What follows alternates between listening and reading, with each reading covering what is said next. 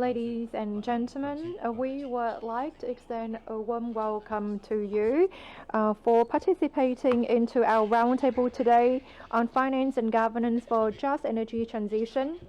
Ladies and gentlemen, as you may have known, at the 2021 COP26, the Vietnamese government made a commitment to achieve net zero of 2050, and this is a ground for a series of important energy policies shift of the government of Vietnam and investors in the field of energy.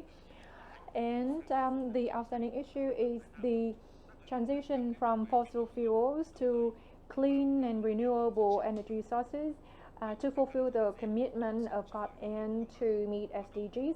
So the question is, what do we need to do in order to ensure a just transition, and what are the effective finance and governance mechanism to ensure that this will be a reality? And that is why today we have this joint table jointly organized by UNDP and Vietnam Investment Review, and this will be a forum for us to discuss experiences and lessons learned in order to draw up lessons for green finance in Vietnam. And I would like to introduce to you the distinguished guests and VIPs today. We have Ms. Kanni Wignaraja, UN Assistant Secretary General, UNDP Assistant Administrator and Regional Director of the Regional Bureau for Asia and the Pacific. And from the expert community, business community, and investors who are going to present at today's roundtable, we have Dr. Phạm Xuân Huê, former Vice Chairman of the Institute of Banking Strategy, Professor Ulrich Volz and Thomas Maurer from the University of London, Ms. Kanni Wignaraja, a senior economist of UNCTAD, Ms. Michelle Wee, CEO Standard Chartered Bank of Vietnam, Ms. Phạm Nguyễn Ngọc Thương, Deputy CEO and CFO of BCG Energy Joint Stock Company, Mr. John Rockhold, Pacific Rim Investment and Management, Mr. Bùi Trung Kiên, Vice Chairman of CME Solar, and Ms. Đỗ Lê Thu Ngọc, Assistant to the Resident Representative of UNDP Vietnam and Head of the Inclusive Growth Unit of UNDP Vietnam. She's going to be the moderator today as well. And Ms. Kathleen Wilson, Resident Representative of UNDP Vietnam. Mr. Lê Trọng Minh, Editor-in-Chief of Vietnam Investment Review. We would like to thank all of the reporters and the central media agencies and media agencies in Hanoi for coming to join us and covering our event. And this event is broadcasted in Vietnamese on Vietnam Investment Review and in English on UNDP website. And we also have two participants joining with us through Zoom.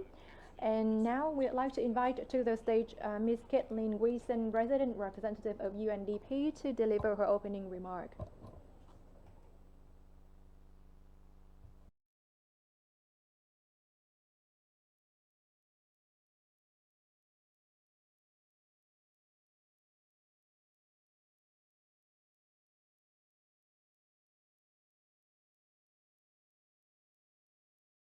Ms. Kanni Wignaraja, UN Assistant Secretary General and UNDP Regional Director for Asia and the Pacific, Mr. Lê Trọng Minh, Editor-in-Chief of Vietnam Investment Review.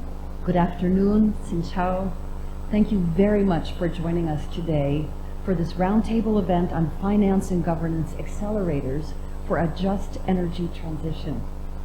I am very pleased to see so many participants in the room and online, given it is Friday afternoon. So thank you again for taking time at your end of the week schedule to join us.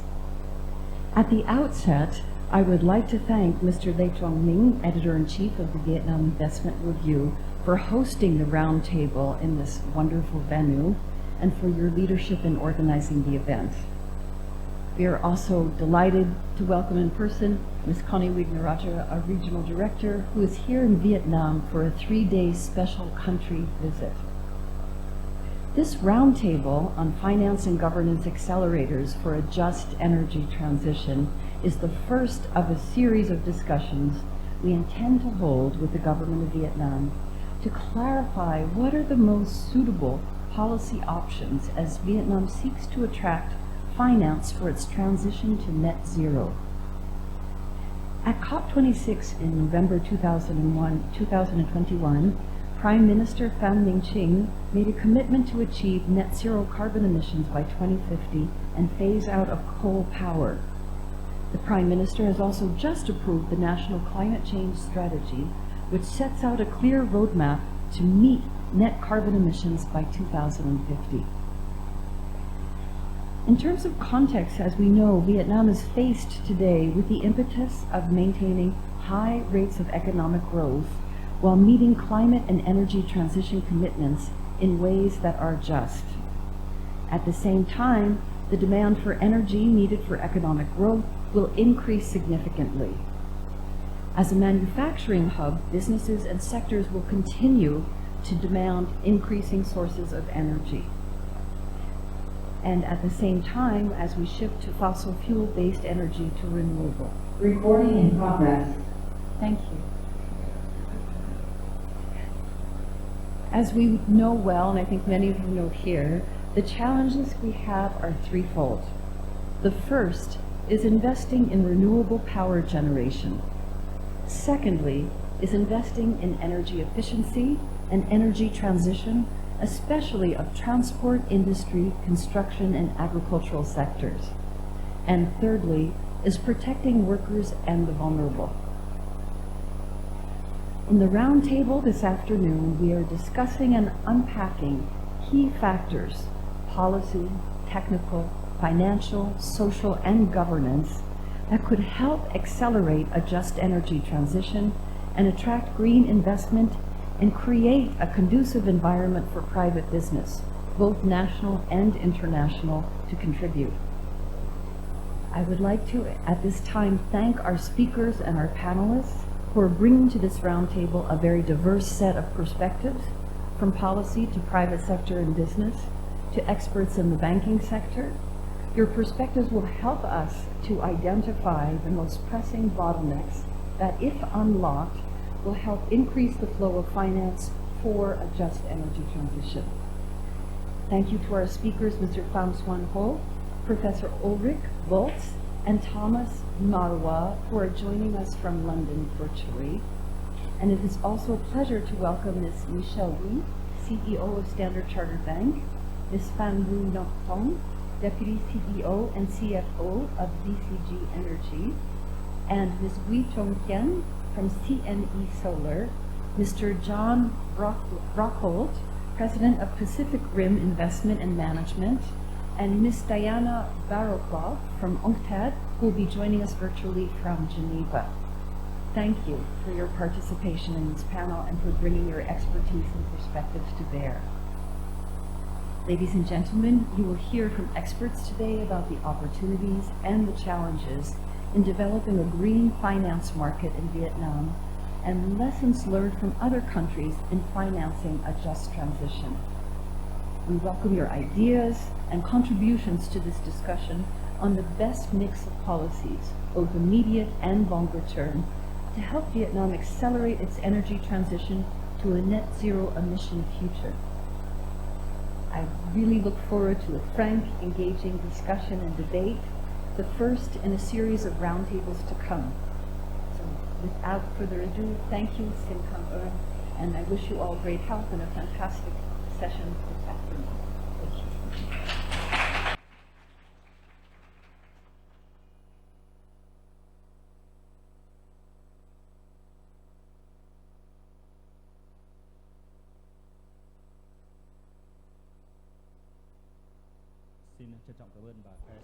Thank you very much, Ms. Caitlin Wilson. And next, we'd like to invite to the stage Mr. Lê Trọng Minh, Editor-in-Chief of Vietnam Investment Review, to deliver his opening remark.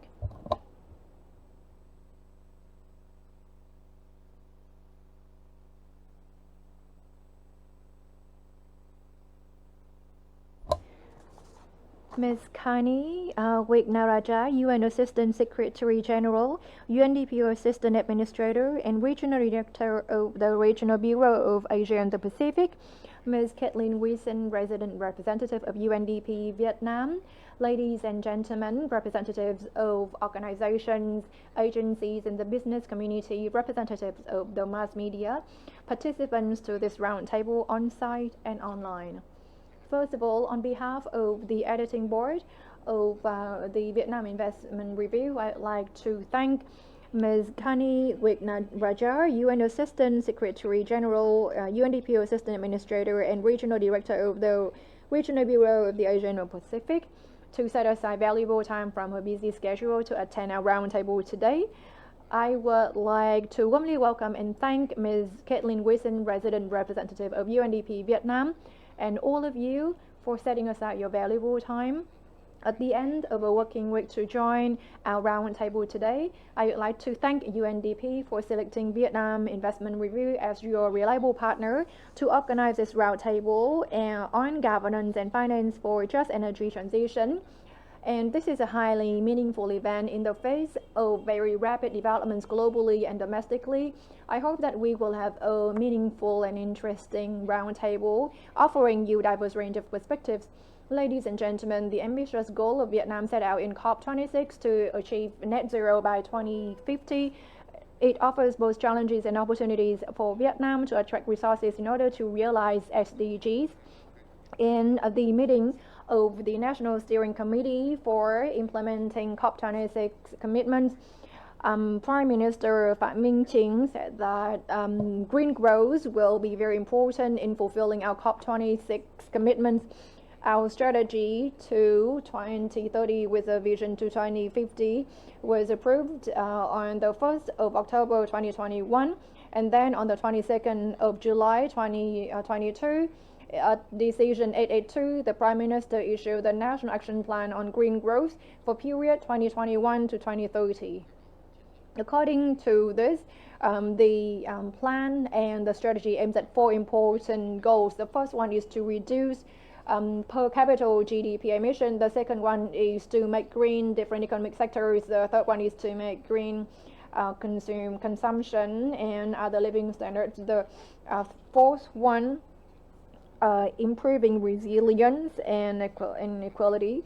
The National Action Plan on Green Growth recently issued aims to realize the different objectives in order to ensure economic sustainability and social equality.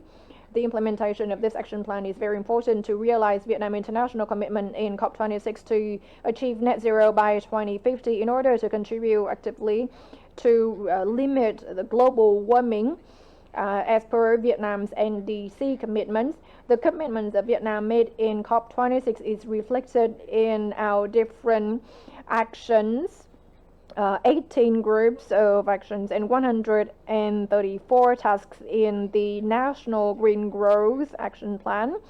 While we face with significant financial challenges, according to the World Bank recently announced CCDR, in order to implement the climate adapted green growth roadmap with net zero, Vietnam will need to invest another 6.8% of GDP or 368 billion USD from now until 2040. We should focus on energy, industry, transport, and agriculture, and we need the involvement of all relevant agencies, the business community, and the entire society in order to implement the defined activities.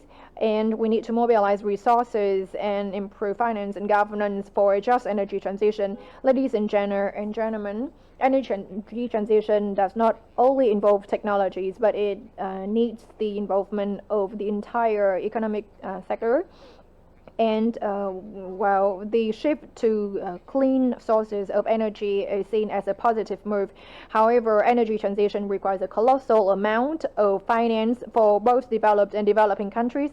In particular, for developing countries, the identification of a suitable financial model that aligns with our level of development is very important. while looking into the very tense negotiation on climate change over the many years to aid, well, developed countries play a very important role as well. And in this context, it is important to reach a partnership model with involvement of relevant stakeholders. And the just energy transition model is important in order to unlock economic and political bottlenecks globally. And in that sense, I hope that the roundtable today will act as important catalyst for an exchange of opinion and perspective between international and local entities to come up with an optimal model for Vietnam and for other countries at similar level of development to enable just energy transition, transition to green growth and response to climate change in the coming time, and with the necessary investment and the goal to achieve major balance in the fiscal space and macroeconomy. However, given that the capital market in Vietnam is still too moderate and the limited number of financial instruments, we cannot on our own finance the necessary investment. So we hope that experts from the banking sector and private sector can join hands with us to analyze and to propose solutions to unlock the bottlenecks in order to enable a just energy transition process and achieve the goals that have been set out. Finally, I wish all of you happiness, health, and success. And according to the Asian tradition, today is the first of the lunar month. So I wish all of you a very fortunate and happy new month. Thank you very much. And I wish that our roundtable will come to a great success. Thank you very much. Thank you very much, Mr. Lê Trọng Minh, Vietnam Investment Review Editor-in-Chief. And ladies and gentlemen, we are going to have a keynote speech that serves as a ground for future presentations. And this is about the just energy transition, finance and governance. We'd like to invite to the stage Ms. Kanni Wignaraja, UN Assistant Secretary General and UNDP Assistant Administrator, Regional Director of the Regional Bureau for Asia and the Pacific.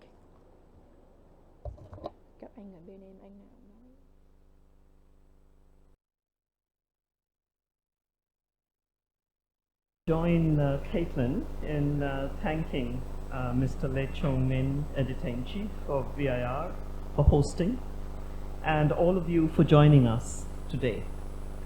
This special roundtable on transitioning to a just energy future will pay particular attention to the financial and governance challenges that this transition will entail.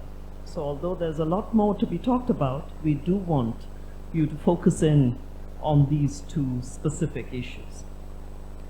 Now, the idea of a just energy transition is not a new one. It has been circulating in academic and advocacy circles since the 1980s. So in fact, it was something that we were discussing when I first came to work in Vietnam, which was exactly 20 years ago. But it's still good that we're having a continued conversation, and the conversation has evolved. Now, in the first time we actually formally used this term was in the preamble to the 2015 Paris Agreement. So it took on a very different international connotation at the time. Now, the ambition, if the reason we're not calling it an energy transition, but a just energy transition, is that, as you know, the hope is that while we reduce greenhouse gas emissions, we will also ensure access to affordable, reliable, more sustainable, and modern sources and supply of energy for all people.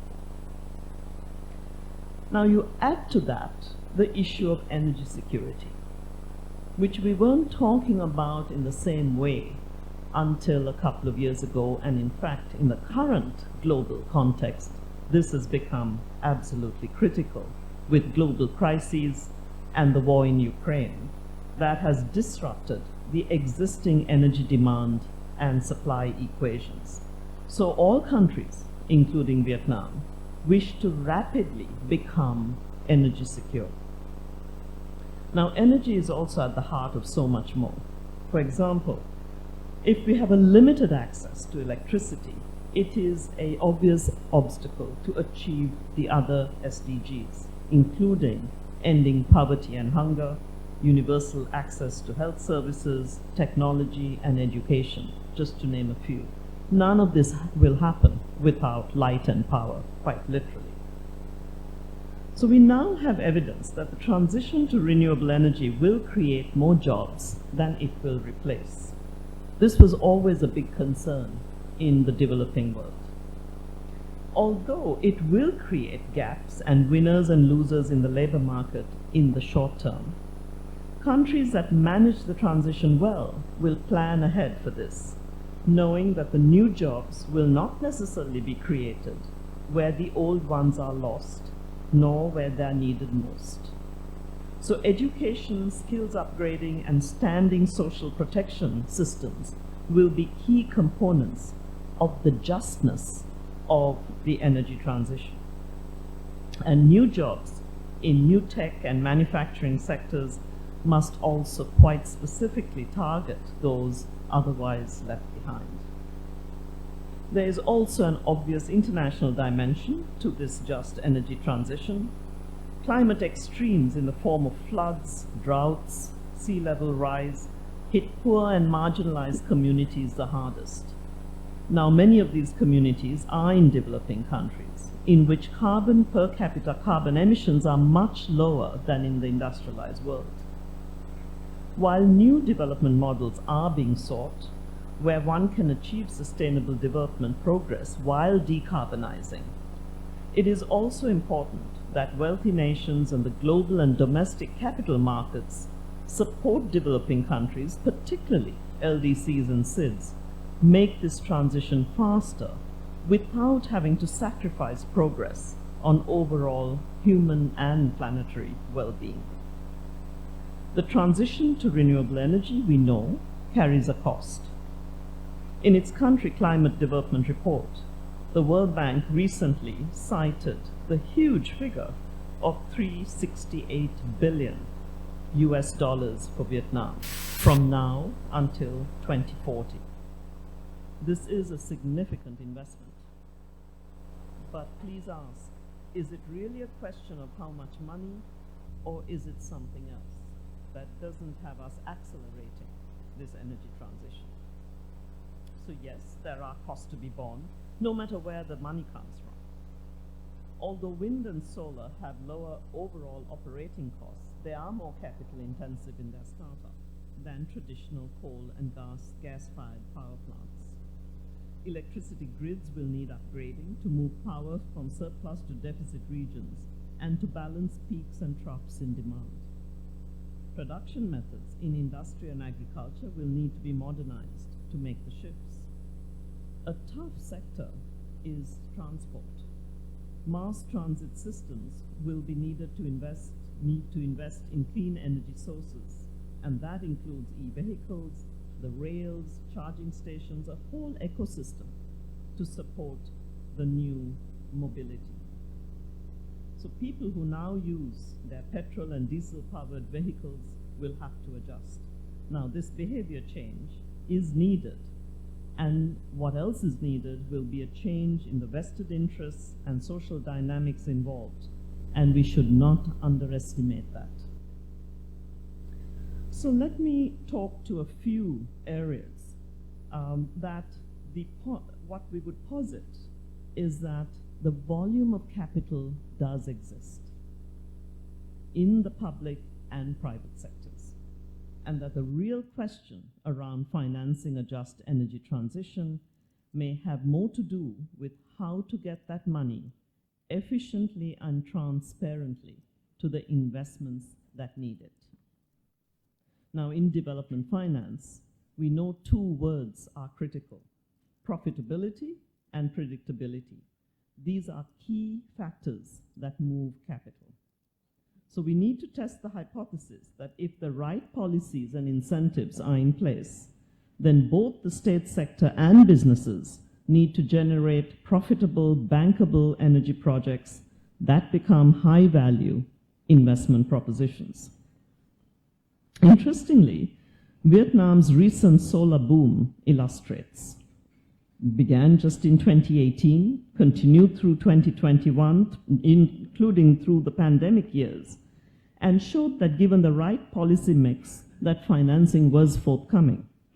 Now, fixed-in tariffs set at a relatively high level was ensured that approved solar power projects generated revenue on the scale required to cover the cost of capital.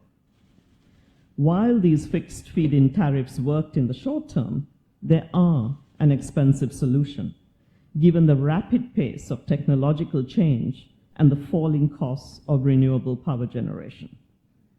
New technologies will continue to drive the price down. So setting high feed-in tariffs soon reduces the competitive pressures to lower prices and suddenly makes coal and gas appear more competitive than they actually are. So there are lessons learned here in Vietnam and elsewhere in countries that have remained committed to a just energy transition, even when buffeted by current global economic and energy market trends. And this helps us consider a few proposals that I would like to share with you today. Let me start with the most obvious, that this cannot be left to markets alone.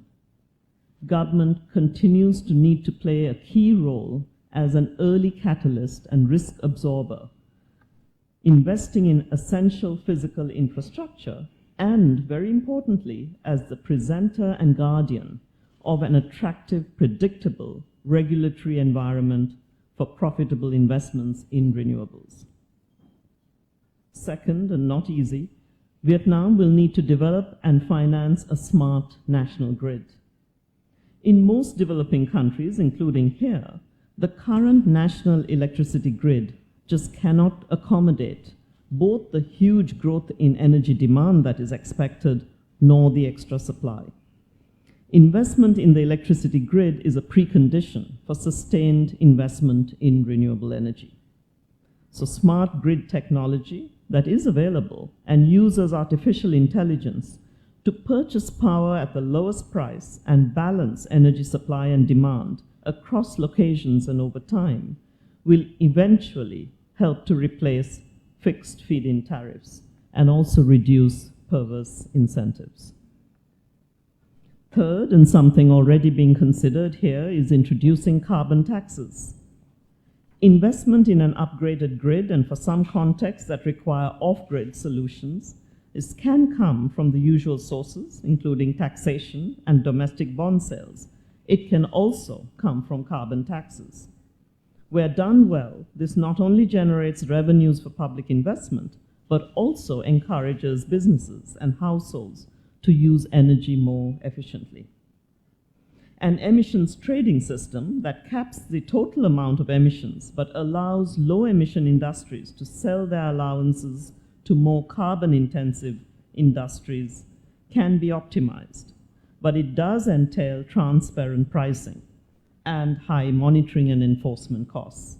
We're in fact seeing how this is working currently close by in Singapore. So it is an achievable goal for Vietnam. And in the meantime, and fourth, a simple tax on fossil fuels is easy to administer and offers a good interim alternative. Taxing petrol is politically unpopular everywhere in the world, but it is a progressive tax that falls more on the wealthy. And all this calls for is reducing and removal of fossil fuel subsidies that have long been a high cost on public budgets. Specific fuel subsidy support to the poorest households can be a targeted support provided through the employer or other means to help the burden on the poor. Fifth, it's a consideration of green bonds, which are another option for public investment projects, particularly those that require imports of capital goods and technologies. If investor interest in green bonds is sufficiently high, they can provide a cost-effective alternative or additional source to other sources of borrowing. However, for this to be floated, it cannot be done independently of developing a deeper domestic banking sector. This leads me to a sixth and finally to the proposal of a national energy bank. Many countries have created specialized banks to expand the supply of long-term financing for large energy projects. They provide guarantees for commercial bank loans, organize structured finance for low gestating projects, and take an equity stake in projects that deliver important social and environmental benefits. The involvement of private investors and foreign institutional partners in the governance of these institutions ensures that they operate on a commercial basis and do not rely or have to rely on government funding. We have examples in Germany, in Brazil, the Korean Development Bank. They can borrow cheaply on domestic and international capital markets and use their financial power to stimulate domestic lending by commercial banks and other financial institutions. This certainly becomes an attractive potential option for Vietnam. Now, the Prime Minister of Vietnam's announcement at COP26 that was bold and ambitious, that Vietnam will achieve net zero emissions by 2050 and a phase out of coal power by 2040, marked a turning point in the country's sustainable development pathways. This cannot be done without a rigorous plan. The Prime Minister emphasized that the government sees the achievement of economic development and a better life for people of the country as consistent with this ambitious climate change agenda. So clearly, protecting vulnerable communities from the effects of climate change and preparing the young workforce for the jobs of the future have to remain top priorities if Vietnam is to achieve these combined goals. It is also clear that public investment, regulatory reform, and the development of new domestic financial instruments and institutions will be needed to transform the finance and governance context for this ambitious energy transition. It is true that Vietnam cannot do this alone. Its energy partnership with the industrialized world and its regional country partners is a potential source of support for some of these proposals. I hope that international partners recognize their commitments to share technology, expertise, and financial support to help Vietnam achieve this transition. To end, UNDP is working closely with the government and many of our partners on some of these proposals to align key national plans and strategies with the country's COP26 commitments. And we stand ready to support this country in this historic transition from fossil fuels to renewable energy that will be a demonstration to the world that the human and planetary well-being of people can be advanced while decarbonizing and leaving no one behind. Thank you.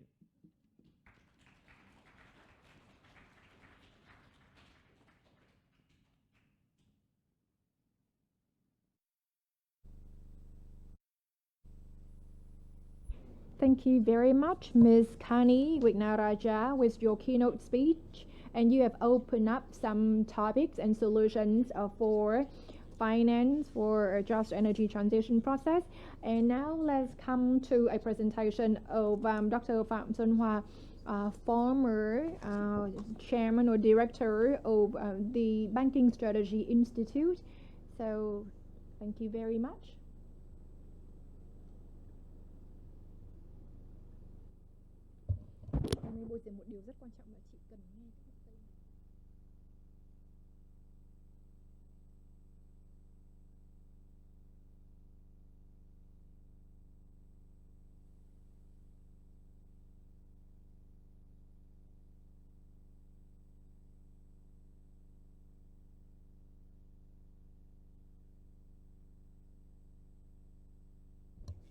Good afternoon, ladies and gentlemen.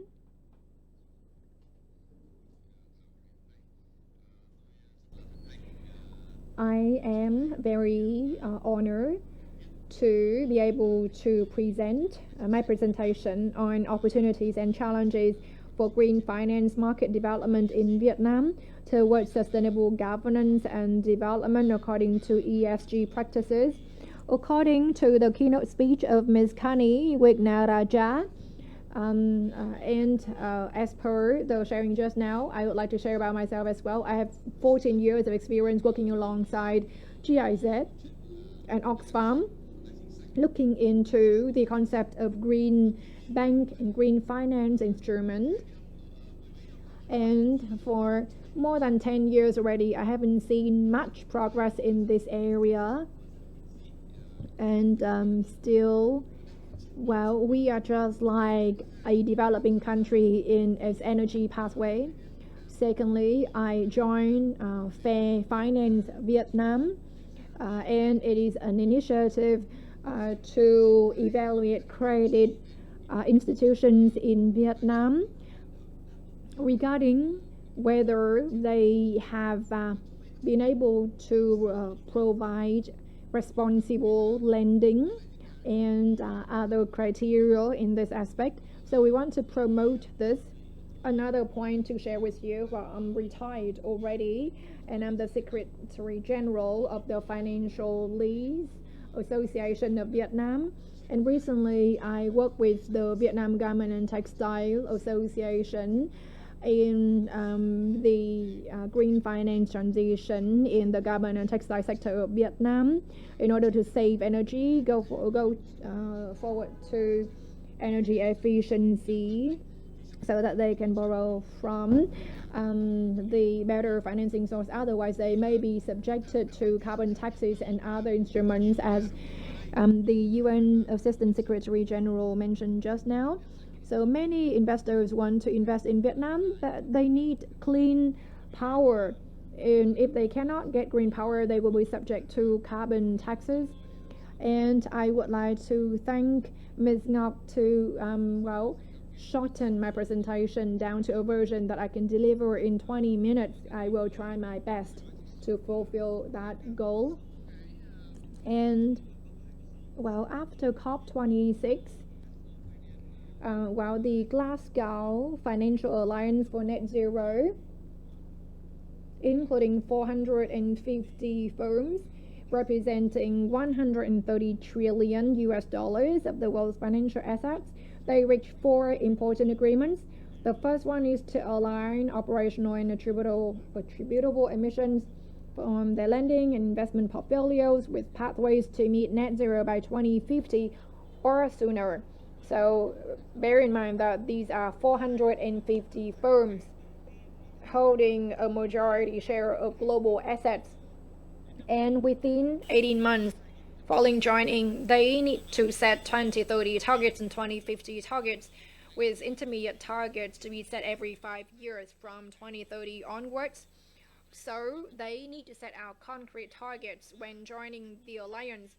Thirdly, the first 2030 targets will need to prioritize and focus on the most GHG intensive sectors, and especially in their investment and lending portfolios. And then there are going to be goals within 36 months of joining. And fourthly, on an annual basis, they will need to publish emissions reduction targets and results, and a board level review transition strategy, as well as climate related sectoral policies. And none of the institutions in Vietnam has joined. Đảm bảo cho chị là tiếng đủ to của các bạn Tây.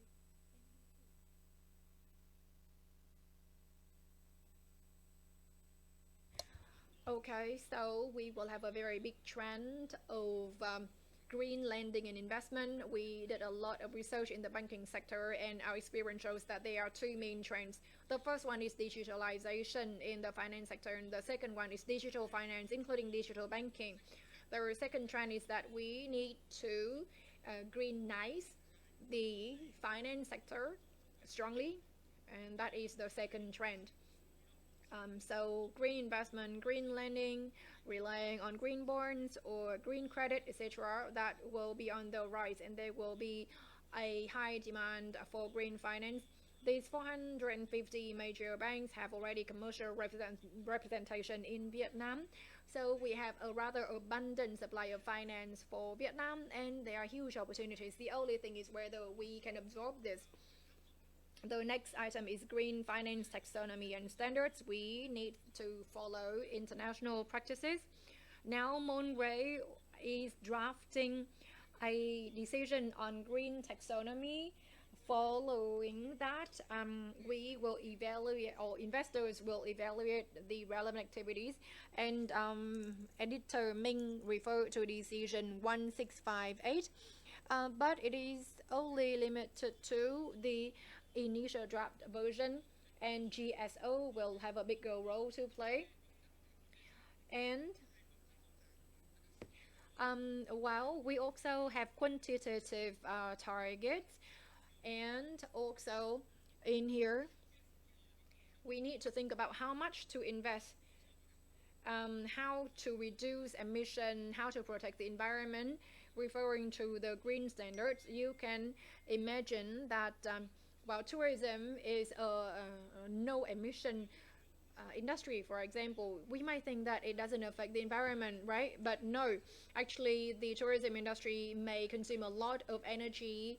For example, the tourism industry use a lot of detergent and other cleansing agents. And let's say if coastal hotels, the development of coastal hotels may lead to deforestation in this area, and that can be damaging to the environment. So there are a lot of counter arguments and while policies critiques, including those arguments. Another thing is that IFC, along with the SSC, they have come up with recommendations for the listed, nearly 800 listed companies for ESG standards adoption. ESG means environment, social, and governance, etc. So you know this already, right? And for internal governance, it can be gender equality, it can be gender pay gap, or worker welfare, or refraining from using forced labor or child labor, etc. So all of these should be included in governance. And Ms. Kanni Wignaraja already mentioned this or touched upon this briefly in her 6 proposals. And also, according to ARENA's 2020 report on global renewables outlook to 2050, we will need 110 trillion of green financing, including about 27 trillion USD for renewables, or 3.2 trillion USD per year. How about Vietnam? According to the commitment made by PM Phạm Minh Chính and calculations made by academia, in order to enable energy transition in Vietnam and achieve the net zero commitment, well, we need a lot of funding, and domestically we can only provide 30%. The remaining 70% will need to be mobilized from the global market. If we don't provide good policies, it is very difficult to get that much funding. So COP26 can present important opportunities for developing countries. Well, developed countries need to make a commitment to contribute to GCF, a total of 100 billion USD. However, as of March 2021, I logged into the website of this GCF organization, and they have a total of only 10 billion. Another thing is that COP26 opens up huge opportunities for investment. And in his recent meeting between Mr. Alok Sharma and Minister of MOIT, there was a pledge to invest 130 billion USD in Vietnam through the Clean Climate Fund. And also, we may open up a new era of low carbon investment. And now people start realizing that investing in fossil fuel is quite risky. There is the concept of stranded assets as well. In 2020, for those who continue to invest heavily in fossil fuels, then Vietnam will have stranded assets to the value of 6.5 billion USD.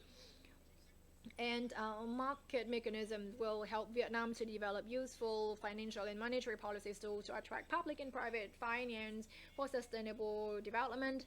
Also, another thing is, globally, we may have 100 trillion USD for that comes from liquidation of assets of companies that invest in fossil fuels. So with this, we can achieve less than 2% and reduce carbon emission by 80%. Let's now talk about the current status of green finance markets in Vietnam. Well, Vietnam made a very strong commitment, right?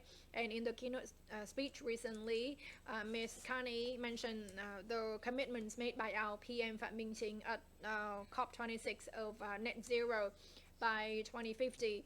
So we have made even stronger commitment than China.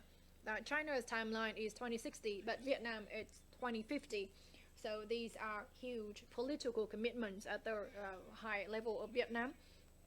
Secondly, regarding ODA and public investment in infrastructure, in climate adapted infrastructure, etc., we have attracted a lot of this in the recent years. And also we have preferential import duties on renewable energy equipment, fit per schedule for renewables, and favorable corporate income tax as well. Also, we have extra budgetary financial funds for environmental protection that has been lent out to many projects, but it is a negligible amount. Also, we have issued green bond manual. Several commercial banks in Vietnam have issued green bonds to the value of 20 trillion, including from Vingroup. So recently they have invested in some environmental protection projects, some coastal projects as well. And we have about 35 trillion of bonds according to SSI statistics. 2 cities in Vietnam have issued green bonds. Technically they are not called green bonds, but here it's the bonds to attract funding for environmental projects, including Ho Chi Minh City and Vũng Tàu. Another thing is that we have issued a corporate governance code of best practices on ESG for listed companies. Well, I think that in Vietnam, we don't lack any policy pillars. We have all 3 policy pillars. The first one, at the national level, we have a law on environmental protection. And in this law, there are important articles, Article 149 on green credit, and Article 150 on green bonds. And also we have Decision 1658 of the Prime Minister on the National Green Growth Strategy for period 2021 to 2030. So these are the key policies at the national level. We also have sectoral level policies, for example, for the banking industry. So now our draft circular on environmental risk management is being drafted. According to the environmental protection law, we have environmental risks, and later on when I talk about challenges, I will talk about the policy mindset of Vietnam. So green lending comes from the banks, and green bonds may come from the public sector, and the capital market can provide tax incentives. And we can also have green procurement. We are supposed to have green public procurement already, but I can confirm with you that there is no such thing called green public procurement in the Vietnamese system. Okay, so this is a story policy, and later on I will talk more about this in the recommendation section. Our third important pillar is the policies and procedures of credit institutions, or green investment funds, or enterprises with green projects. These entities themselves, as mentioned by Ms. Kanni Wignaraja before, they are 2 sides of the coin. On one side, we have green finance. On the other side, we should have governance, both macro governance and micro governance at enterprise level. They should have that in place. And let's talk briefly about the banking sector. I am among the key persons of the scheme 1654 on green banks in Vietnam. Recently, SBV issued decision 1552 on action plan to support green economic development, and others on green credit, etc. So a few others are being drafted, not issued yet. And we talk about stress testing. looking into the stress testing of the climate change response requirements on the lending portfolio of banks in Vietnam. So we have policy orientations in Vietnam, but these are not binding legal instruments yet. And these are the statistics on green credit growth for renewable energy and clean energy. And as of September 2021, we have a growth rate of 8.84% relative to 2020. This is one of our big questions as well. Well, after FITs has been removed and interconnected measures are not accepted by EVN, then the risks to renewable projects are very risky. And then they will become the non-performing loans, NPL, for the banks. So these statistics here are to be illustrative, and you can read more about them in a very detailed writing of mine that has been forwarded to the organizer. And let me now talk about the challenges. So in Vietnam, we always have a shortage of capital. As I mentioned before, we can meet only 30% of the required capital. 70% of the remaining capital will need to come from international organizations to meet the net zero ambition. Another thing is that in Vietnam, the interest rate, the cost of capital is very high compared to international sources. And most of the capital provided is on a short-term basis. I did a study on PDP-8. To be honest, in PDP-8, there are only 3 pages about finance for energy transition in PDP-8. Every year we need to spend 13 trillion USD.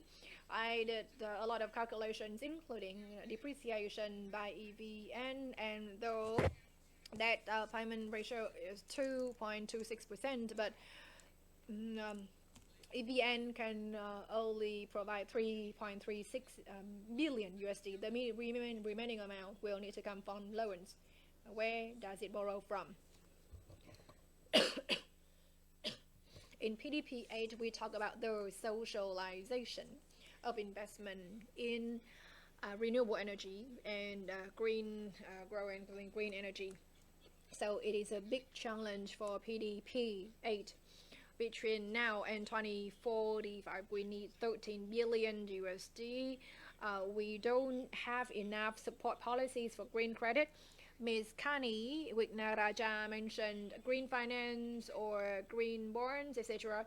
They have to be at a sufficient level of liquidity and without interest or tax incentives, with no fee support and with no pricing policy, etc. It will be very difficult. The FIT schedule has to remain stable, right? It's not that you have FIT today but not tomorrow. If we have an auction, then let's have an auction on a quite stable period. So we need stability. Another thing is public green procurement, but it's not existent. And bear in mind that in GDP, government spending should be significant. If we can have green public procurement, then I believe that it's not just the banking sector, but other financial institutions and enterprises will all move toward sustainable green development. Another thing very important is the lack of awareness on green consumption and other green items by Vietnamese consumers, because green products are often more pricey. So if they go to the supermarket and they see more expensive green items, they will not buy them. And in the keynote speech, Ms. Kanni Wignaraja mentioned that she came here 20 years ago. Many things happened in the last 20 years, but not much has changed in our energy transition. I think the biggest issue with Vietnam is the lack of a consistent policy mindset. Mindset is important in order to ensure sufficient green finance for a just energy transition process. Also, there are 3 serious or severe risks. For example, there is the risk of stranded assets or an NPL, as I mentioned before. And the financial and insurance funds as well, they will suffer from large compensation, and there will be risks in terms of asset price change. Now, given those challenges, let me now go to the policy recommendations to the government and the ministries, and then recommendations to the credit institutions. First, I think the government should very promptly issue the green list and also green statistics, etc. These will serve as standards to attract investment by investors and financial and credit institutions. And we need to have a baseline for green reporting, green statistics, and green investment, etc. Early on, I mentioned some statistics of the green industry, green sectors. Secondly, the government, SPV, and MOF should direct banks to develop green credit and green bonds programs for green and renewable energy. I want to go concretely into this. It has to be concrete rather than too broad. So we need to have a lending or a financing program for green energy transition. And next, government agencies should support and guide the private sector in accessing, mobilizing, and using international green finance, including international concessional finance. This is very important. The national focal point approving these programs and asking for funding from international organizations is MPI, but we don't have a unique or single coordinating agencies yet, so we need to have guidelines with the private sector for this.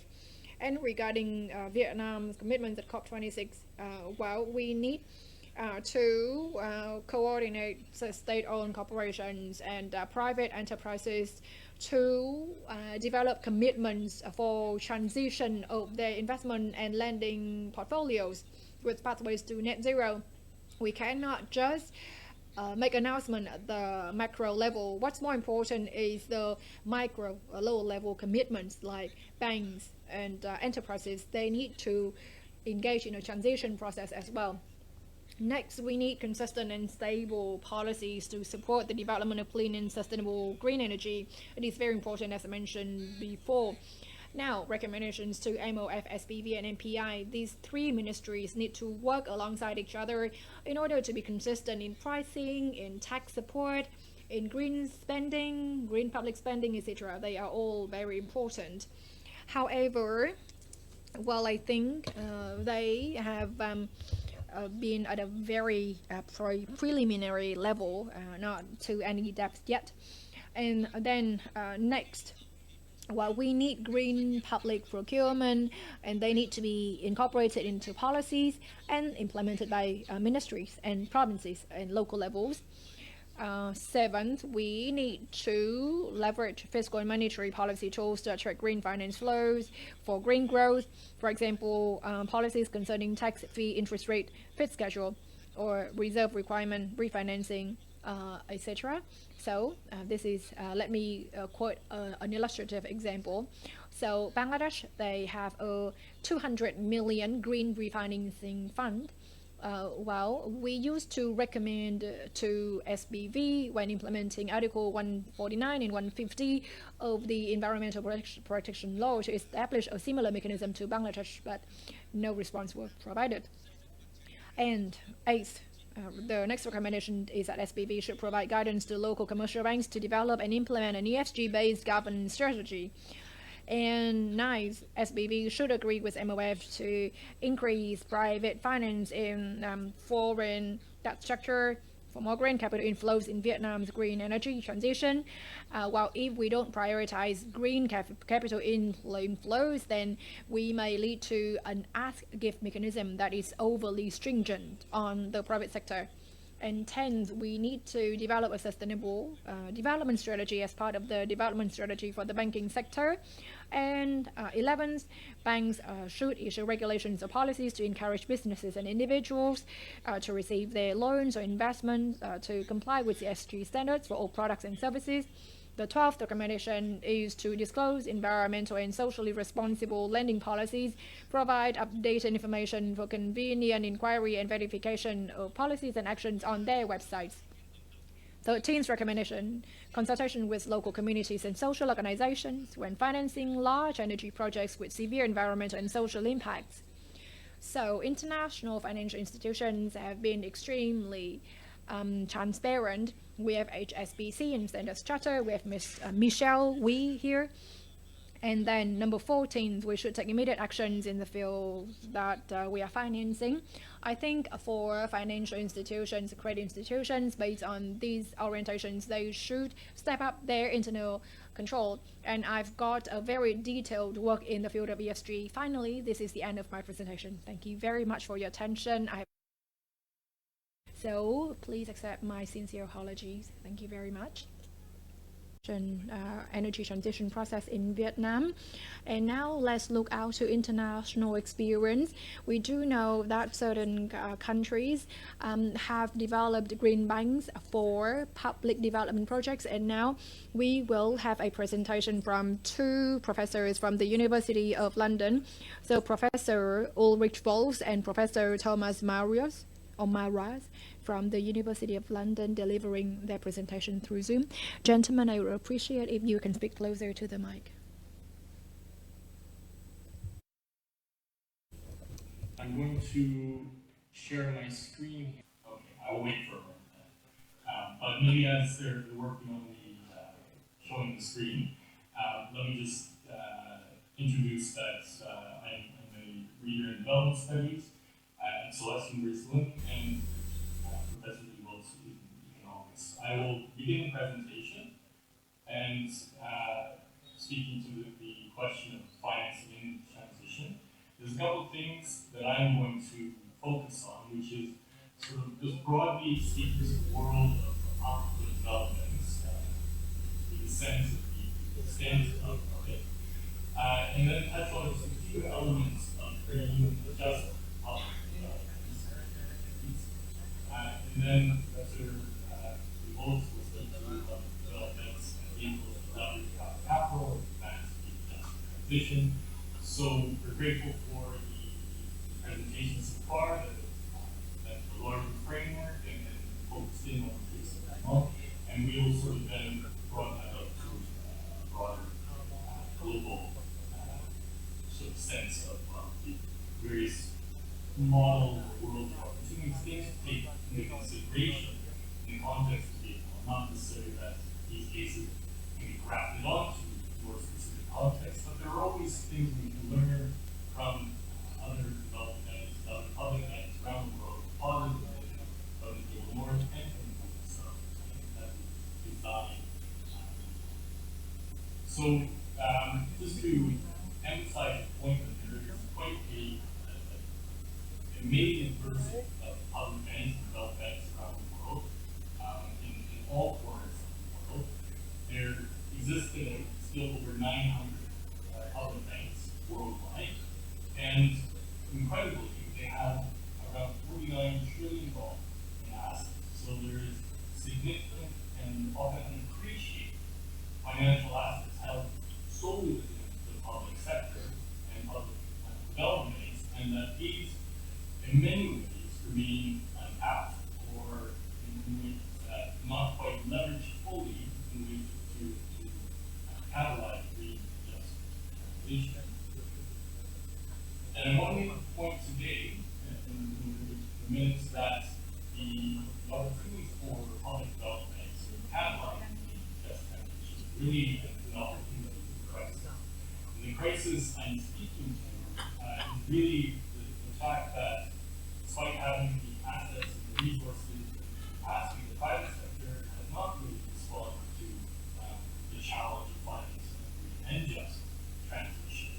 And it's not high necessarily on the agenda or necessarily part of the culture of many of the, let's say, decision makers in the world of banks. The recent comments about HSBC, imperative now the system of water and 100 years reflects the idea that profit trumps people and planet in much of the contemporary framework of financing green just transition. And at the same time, there's unfortunately a strong industry that is developing behind this, that is massaging or using ESG ratings simply as a method of raising profits rather than green transition or doing so sustainably or in the public interest. So the point I want to make is that public development can lead and have been on advancing green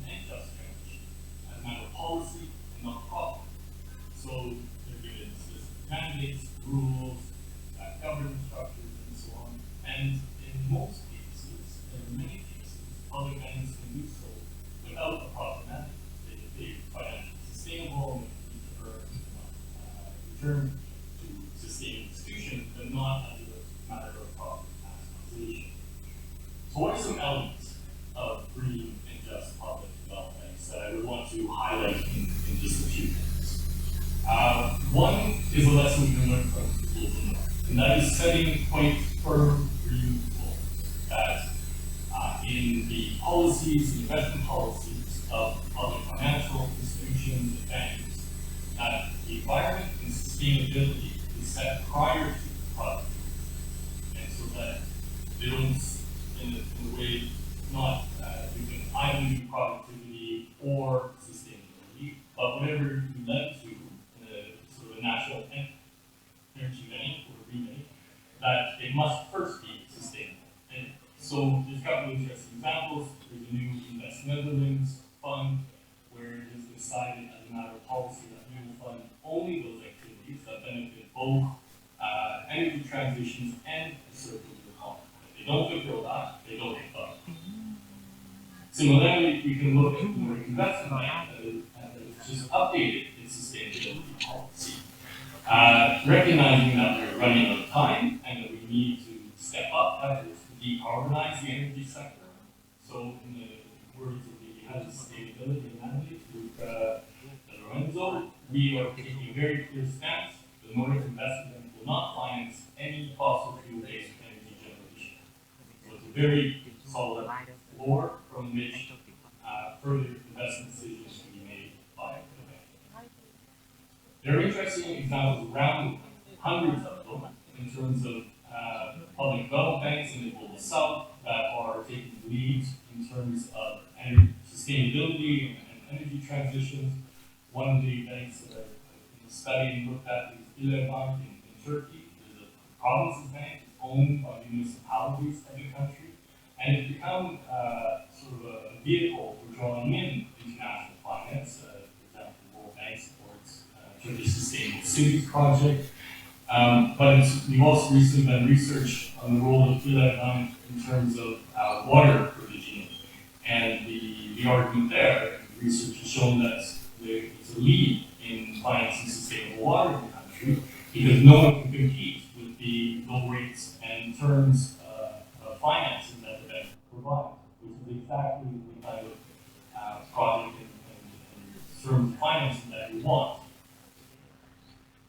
My favorite example I'd like to speak to, and this is an example of where the Global South provides a strong governance model to the Global North, is the Banco Popular Costa Rica, which is an example of a bank that is enabling both green and just transitions through co-creation, meaning that it's integrating the needs and aspirations of society in the governance and actually running the bank. A large governing council that then gives the overall mandate and direction to the bank itself. So one example that I think I find inspirational is we have a cooperative energy provider called Coopalesca in the center of Costa Rica that provides a significant amount of being able to produce 10 or 15% of the energy needs for the country. That recognize that the water sources that in this region were becoming polluted. So it went to the local public bank, the Banco Popular, and they together developed a series of loans around decarbonizing. The energy provider is building and so on, but also developing a partnership around protecting the water sources, which included hydroelectric power sources in the region. And started to develop a partnership to repurchase land around the water sources and then allow them to rewild, from which they then developed a further partnership with the local university to have a better understanding of sustainability in the region, how to rewild areas, how to protect water sources, and how to do so as you were generating low carbon energy. This bank also has a specific mandate that all major decisions have gender equity. So all of its governance bodies have minimum 50% women and 50% men. So it is an important example of how you can marry finance and green energy transition in a public institution. Lee, I will now pass it over to you and just let me know if you want to go on to the next slide. Yeah, thank you, Tom, and good afternoon, everyone. Great pleasure to be part of this event. It's been really fascinating discussion so far, and we really have to have not only this discussion but also move forward with ramping up finance for just energy transition. And as I think Tom already has made a strong case that public development banks can really play an important role in that. Next slide, please. So I'd like to re-emphasize that while of course we do need the private financial sector to really play its part, that there are some important limitations, specifically also when it comes to issues around climate finance. And so we need a lot of long-term finance, which is in short supply from the private financial sector, especially also when it comes to smaller and newer innovative companies. These face great obstacles in obtaining finance. I'll talk about that in a moment a bit more deeply, and also a lot of the financing activities.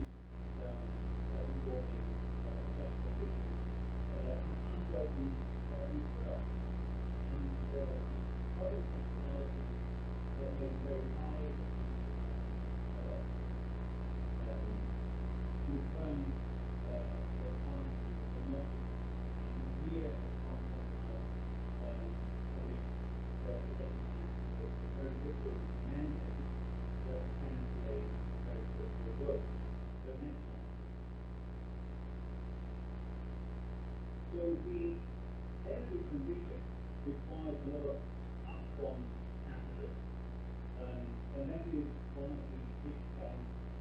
So great news is that renewable energy is now the cheapest form of energy. So economically, we have no way don't want to invest in coal or any fossil energy anymore, because the green energy R&D was cheaper. So even if you don't care about climate change, which we all should do very much, but even if you don't care about environmental impact, the economics are very much in favor now of renewable energy. But the big obstacle is to have upfront investment, and this is a particular problem in countries like Vietnam. So empirically it's clear that developing countries have to pay higher cost of capital anyway, but this problem is actually also worsened by climate change. So in 2018 we did an empirical study and published a major report with UNDP, where we showed for the first time that climate change is driving up the cost of capital, and there were follow-up studies by us, but also by international monetary funds, which have confirmed that. And we've also shown that this translates to higher cost of capital for corporations. And that is a big obstacle to just transition and also development more broadly. And it provides a strong rationale for having public banks, public finance which can step in and try to reduce the cost of capital problem. And public development banks, if they're backed by states, but also national entities, can really take an important difference as well. And very importantly, public development banks can leverage private capital.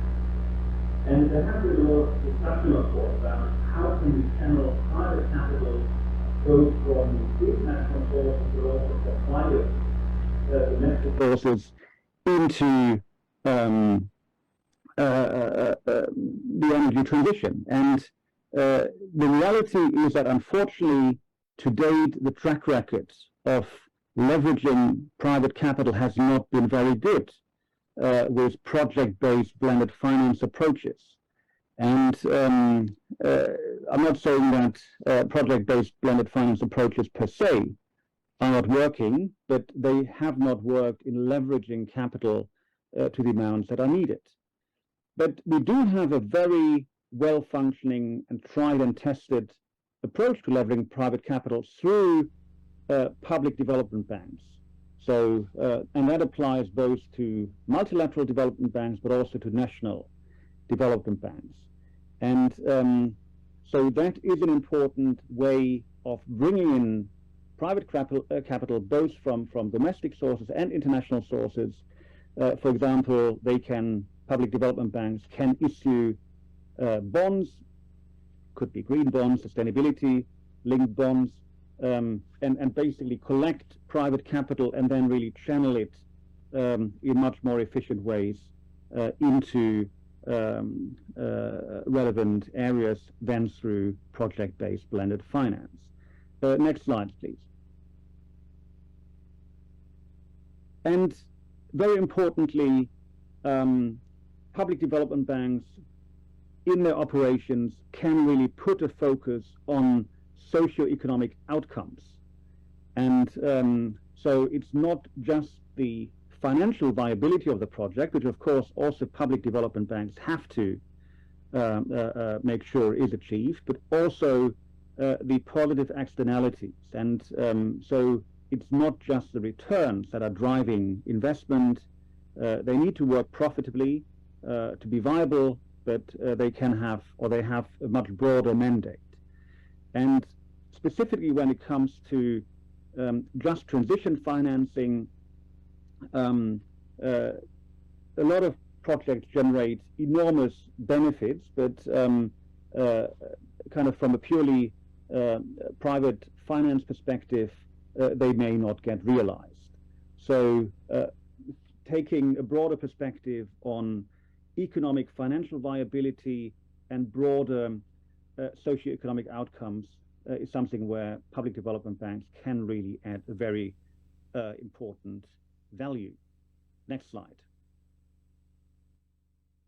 And this is indeed bringing me to the end of the presentation.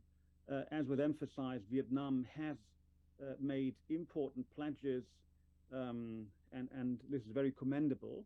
But I think it's also, and it has been highlighted, very clear that there needs to be an ambitious strategy to really translating that into practice.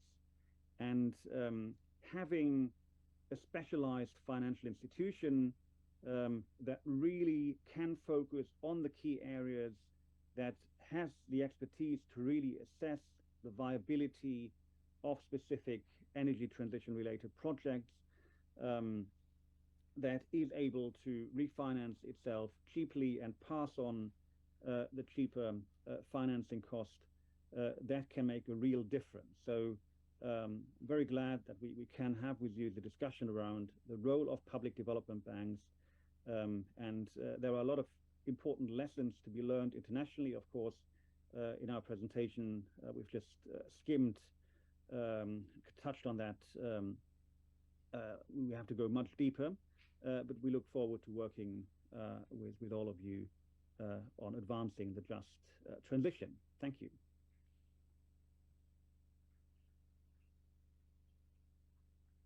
Vâng, chúng ta vừa nghe những chia sẻ của giáo sư Ulrich và tiến sĩ Thomas với những kinh nghiệm của quốc tế cũng như một số bài học gợi mở cho Việt Nam.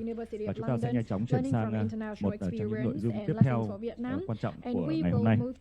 Xin mời bộ phận kỹ thuật hỗ trợ chúng tôi triển khai bản sân khấu. Kính thưa quý vị, chúng ta sẽ arrange chairs and tables for the panel discussion, and we will now have a panel discussion among the speakers and other guests on the situation in Vietnam and policies for the just energy transition. We are going to have the following panelists. We are going to have Mr. John Rockfall, Pacific Rim Investment and Management, Ms. Michelle Wee, CEO Standard Chartered Bank Vietnam, Ms. Phạm Nguyễn Ngọc Thương, Deputy CEO, CFO BCG Energy joint stock company, and Ms. Diana Barrow-Clow, UNCTAD, Mr. Bùi Trung Kiên, Vice Chairman, CME Solar, Mr. Lê Trọng Minh, Editor-in-Chief, Vietnam Investment Review, and the moderator for this panel is Ms. Đỗ Lê Thu Ngọc, UNDP, Inclusive Growth Unit Head. So we'd like to invite all of the named guests to come up to the stage, please.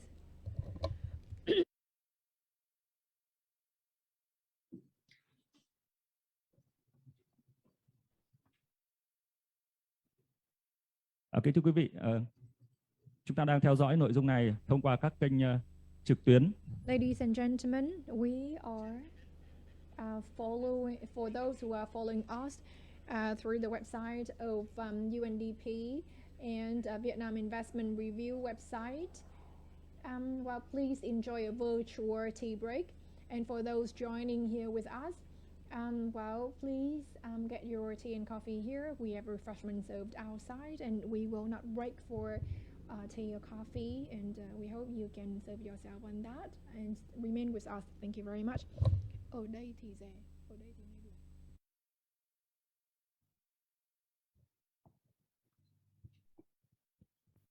Thank you, everyone.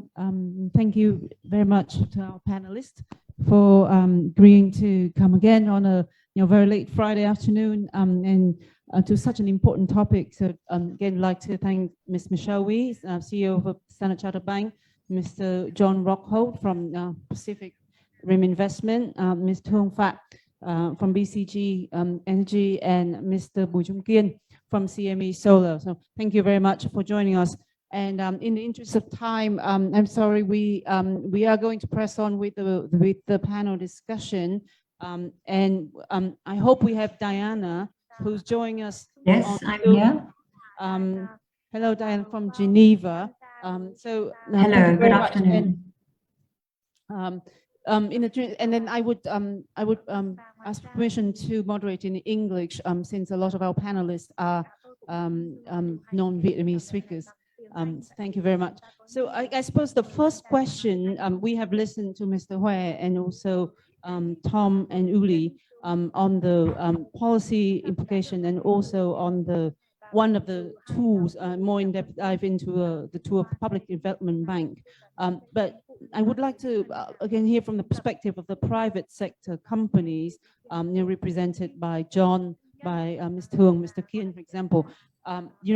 Maybe perhaps the first question to ask you is, what do you see as the main opportunities and the constraint to private investors in the renewable energy sector in Vietnam? So perhaps I'll ask Ms. Thuong to start first. Ladies first.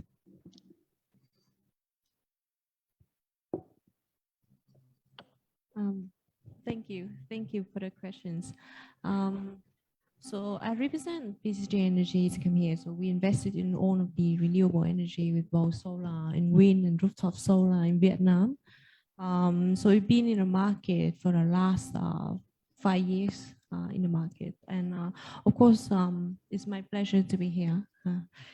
And regarding to the questions about the opportunities, also the constraints and the obstacle that we are facing recently while doing renewable energy in Vietnam. So we saw, as a private sector, we saw a lot of opportunities in Vietnam, since we know that with the guidance and also the high-level instruction from the government office toward to the COP26 with the net zero. Of course, for the private sector, we want to, together with all of other sectors, to be able to achieve that. Of course, with the opportunity, we know that Vietnam is lacking electricity and have more opportunity for us in all other different fields as well. But the main obstacle and constraint for us to develop the energy in Vietnam is first is regarding to the policy, the legal framework in Vietnam regarding to those. Second is regarding to how we going to finance with this current legal framework, and also with the current policy. When we know that we have been developing and have around 540 megawatt in operations at the moment and continue to have more in the futures. And what we are facing right now is we're facing with more than 20 months for the solar farm doesn't have any pricing at the moment. And with more than 10 months for the wind that doesn't have a pricing at the moment. So of course it's a challenge. There are opportunities, but there's a lot of challenge for us to actually to use our own equity and try to work with all other international financier and different finance institutions in the world, including for local financing to service that. Yeah, so mainly just policy and finance. Thank you. John, would you mind commenting on? Yeah, I totally agree, but I'll go right to the other areas. We need a strong, bankable electricity Vietnam. And electricity Vietnam, they need a roadmap. So people see where the energy prices are going to go for the next future. When people see that, when industries see that, when people see that, people will start to invest in energy efficiency. Investors will see that there's going to be a strong Vietnam or electricity Vietnam. We get very worried when we see that electricity Vietnam has to take on subsidies. They can't operate if they have to foot the bill for subsidies, and we really don't see the need anymore for subsidies when we talk about renewable energy. Solar prices, as our speakers are saying, are very reasonable. Offshore wind, I've just seen some great feasibility studies by big companies at 5.2 cents. This is onshore, and offshore wind is a bit more of a challenge. Next one of our big challenge is how do we develop the Vietnamese private sector? We need them to work with us and to be part of the whole transition. There's very few private Vietnamese companies inside the power and energy sector. This has always been operated by state-owned. And what you need here is it's very difficult for them to get through the what we call the banking professional due diligence. We had one company that we worked with. It took us 7 months to get them approved by IFC. And at the end of the day, it's basically we had to go to the bank and take three years of their records to show where their money was going and where they took it from and where they come from. We also need the Vietnamese banks to be able to access this money and also get through the due diligence. They're also needing to do these things. And it's difficult. And then we need capacity building at national level, at provincial levels. We need to see our universities and our trade schools start to develop the new sectors that we need. So there's a lot of work to do to get basically the $100 billion we need from the private sector here to Vietnam. Thank you, John. Mr. Kien, as a representative from a domestic energy company, what are your views of what John and Mr. Hung say? And then, in terms of additional policy change or anything, what policy or procedures would help your company expand your business? Good afternoon. I'm representing CME, and I'm very glad to participate in this Roundtable workshop. And I think that we touch on very important transitions of the energies in the world and in Vietnam. However, we think that this is a very beginning of the transitions and applying the renewable energy in Vietnam economy. So as an investor, once we invest in this area, we based on the our assessment important foundation of the policies, where we see the strong commitment from the government, started with decision number 11, followed by decision number 13, encouraging the investment in the solar energy. We see the commitment from the government through COP26 that we think that there's a strong transitions in the economy toward renewable energy. And I think it's the first step. This is the first step. And the second step is the implementation. So for the long-term investment, we need the stable and consistent policy, and as well as the foreseeable policy in the long term, so that we can have confidence for long-term investment, as well as we can gradually improve our competitiveness to build our to increase our strength in the market. However, we see that some like obstacle that we see the gap of the policy and the delay of the policy in the level of instruction as well as the guideline to implement the renewable project. So I think it's currently the most obstacle that we are facing. Yeah. Thank you, Mr. Kian. Michelle, I'd like to maybe go from a finance provider perspective. Mr. Hwee, for example, said that in providing upfront finance is a challenge for a lot of these, especially a lot of these projects are slow, in the coming and also capital intensive. So, what is Standard Chartered's sort of experience in arranging finance for Vietnam? Do you see the same issues that John mentioned about companies not passing their due diligence, for example? Thank you. So good afternoon, everybody. As I was listening through the presentations, I was getting increasingly stressed because finance was mentioned so often as like the one to make it all happen in Vietnam. I think that's good and bad. But I also was comforted when Ms. Kanni said profitability, predictability, and bankable. So at least somebody understands how banks operate. I think that's the first principle. We are commercial, right? We are a commercial and we are not Red Cross. That's the first point I'll make. However, it doesn't mean that we will not bend over backwards to do a sustainable trade because of the importance globally and also locally.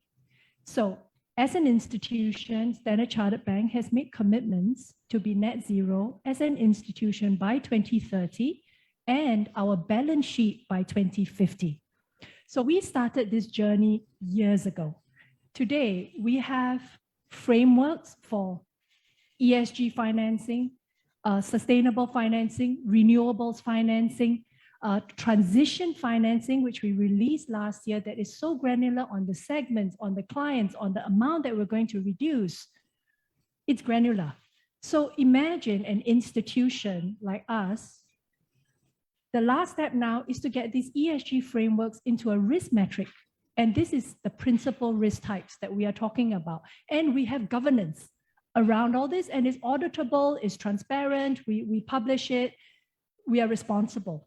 Now you lift this, and the reason why I'm saying this is you lift this out of an institution like Standard Chartered and you throw it at Vietnam. I call that aspirational. The 2050 commitments was fantastic for us. I can tell you from a Standard Chartered's perspective, the conversations that we've had with clients has been night and day since November when this announcement was made. So it's extremely encouraging. Now, is it at the momentum where it should be? The answer is it's not there yet. It's only relevant to the biggest of all corporations, and we haven't even got to the depth of it. So I frame it in three very simple things. Aspiration, we have it. Now it's inspiration. How do we inspire everybody to come on this journey? So we need help. Banks are not going to be able to do it by ourselves. So what we have committed to is 300 billion. I have 300 billion. Standard Chartered is willing to finance 300 billion of financing. Yes, green financing. At COP26 last year, I have committed as an MOU, we signed it with 3 large corporations, 8.5 billion. I am desperately working through this 8.5 billion to deliver. And we have made progress. Is it fast enough? No, but there are significant challenges. So we will work through them, and we will have something to report to the Prime Minister and hopefully at COP27, where we're delivering some of these commitments. So inspiration is not just about doing the deal. It's not just about the asset. It's also about the education of the market. So we all do the work that we need to do. Conferences such as this, super important. We're all talking about why it's necessary and we all get it. But are we necessarily moving in the right direction together? I'm not so sure. But I do have comfort that on the national level, as a national agenda, all ministries are talking about this all the time. This is an obsessive topic. It is thematic. So for example, as chairperson of the Banking Working Group now, we are hosting together with the State Bank of Vietnam a conference on releasing finance. Probably most of you, if not all of you, will be invited to that event so that you can hear from the State Bank and the Banking Working Group, which is represented by all foreign banks, on how do we unleash this finance. And the conversations that I've been having with the State Bank is not just about the asset, it's about the balance sheet.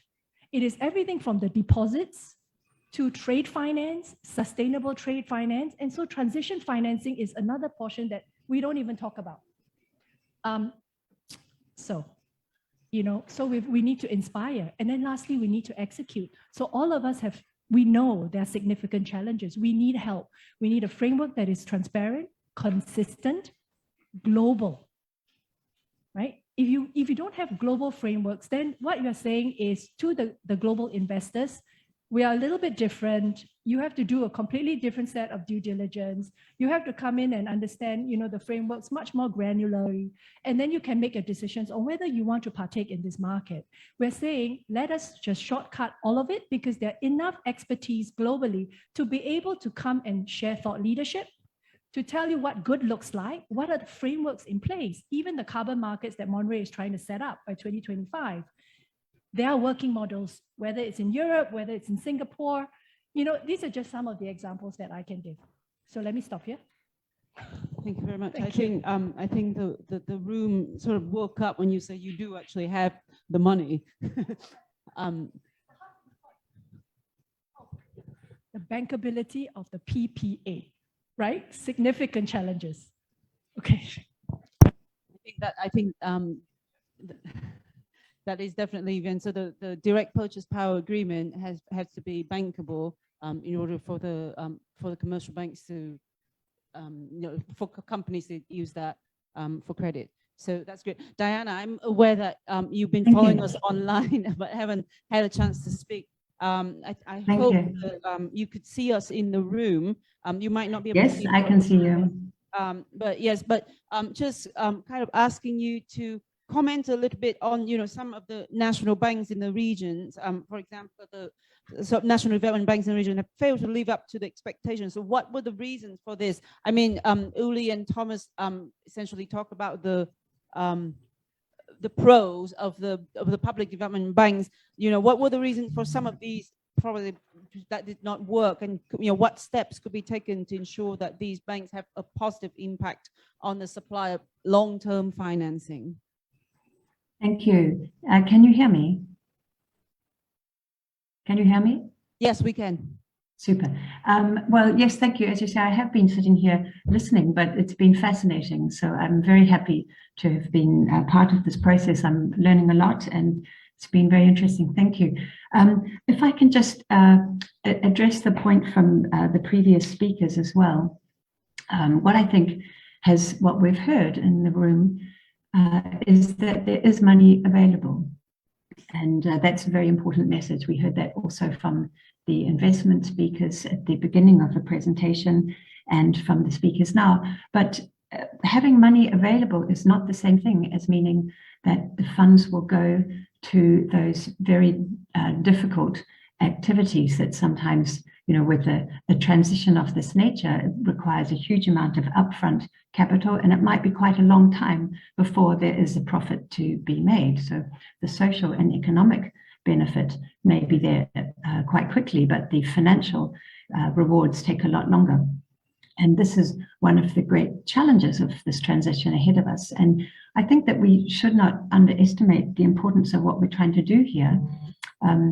In all the broad sweeps of history, when we made these massive changes, it's like the change out of subsistence agriculture into industry. And now we're looking at going from industry into a green industry, a green energy. This is really huge, and it's not going to be possible to do it without a really committed public partner, and in fact, I'm going to say a leader in all of this process. So let's just think about, why are we suddenly talking about public banks now? Well, I'm going to say, first of all, that it's not sudden. Public banks have been at the heart of all the major transitions historically. Now, as you mentioned, it's a kind of a fashion too, isn't it? We see the pendulum swing. And I think if you look at the history of public banking, you can really see three waves occurring. That first wave starts from the Bretton Woods inception of the major public banks, the global ones. And then there's a second wave that starts really in the 1980s, where there's still a lot of other new banks emerging and old banks are still maintaining their position. But there's really a sense that these banks are disappointing and that they're not providing the service that was required. And that's a strong feeling that comes from, I would say, the lack of faith in the public sector altogether, not only public banks, but also everything associated with the state. And yes, there are cases where public banks in that period particularly, they lent to projects that were maybe politically motivated rather than being really economic or socially important. Things were not always monitored correctly. Of course, corruption is something that can't be ignored. But I think what is very important is, we have to ask these same questions about private banking as well. And I think that we have been holding banks to different standards. What we see from the 1990s onwards is this third wave of a great reappraisal of the role of the public banks, and partly because of thinking about different ways to more democratically govern them so that we observe better their performance and we can monitor more and ensure that banks really are performing as they were expected in terms of financial program, but also in terms of the kind of lending that they do. And there's a lot of lessons that we learn here from the Asian industrial miracle, in fact, from the reciprocal control mechanisms that were used through all of those fast industrializers. And we're doing this now in the great push that is going ahead at this time, where we need to have a monitoring of what banks are doing, but also a roadmap and a plan. So I'm very glad that the previous speakers mentioned that, because the existence of money is not enough. There also needs to be a plan for its use. And perhaps if I could also just say very briefly, we were talking about, what are the potentials for public partnerships with private mechanisms. And we see, for example, the green bonds market, which is $1 trillion and more and growing. And I'm sure that there are high hopes for the green bond market here as elsewhere.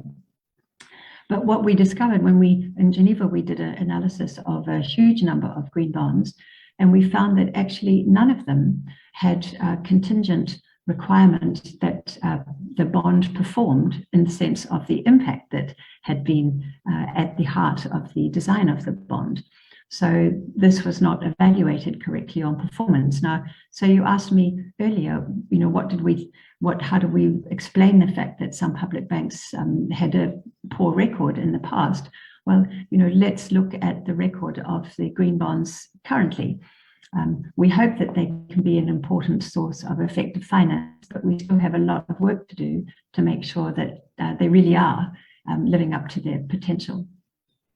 So I'll leave it now. I know we have a lot of speakers and not much time.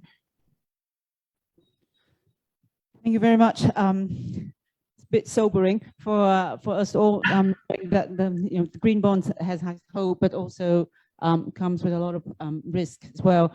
I mean, we could sit here and talk about green bonds all day, and we will not get to the bottom of it.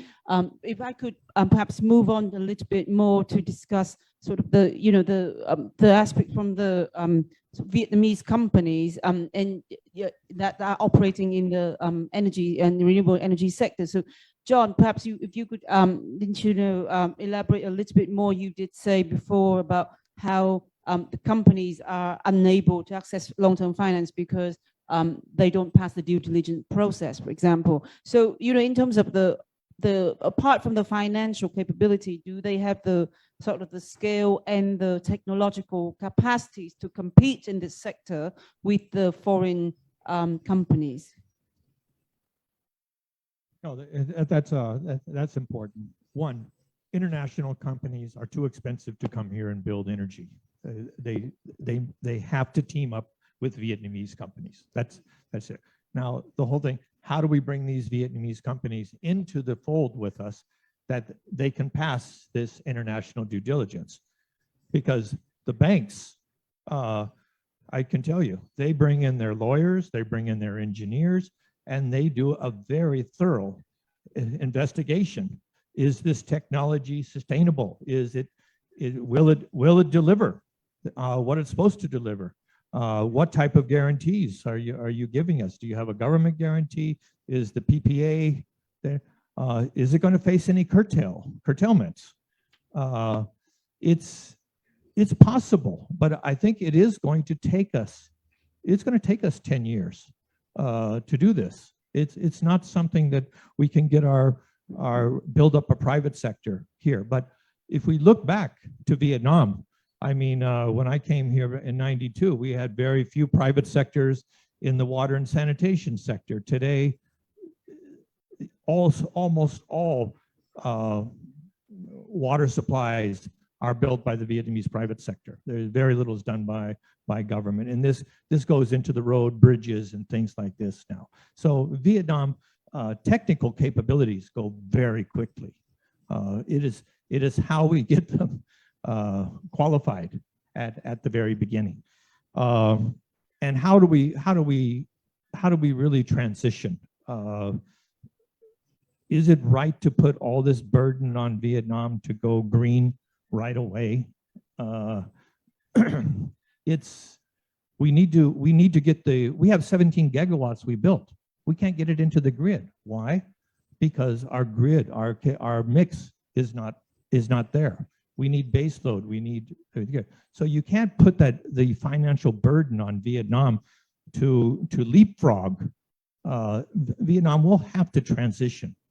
And it's just 3 days ago, we saw the government go in, make commitments to cut more coal, but they're going for gas and hydrogen. Now, hydrogen is something in the future, but yes, I agree with them. Make the gas industry build for hydrogen now, if they're going to invest in that.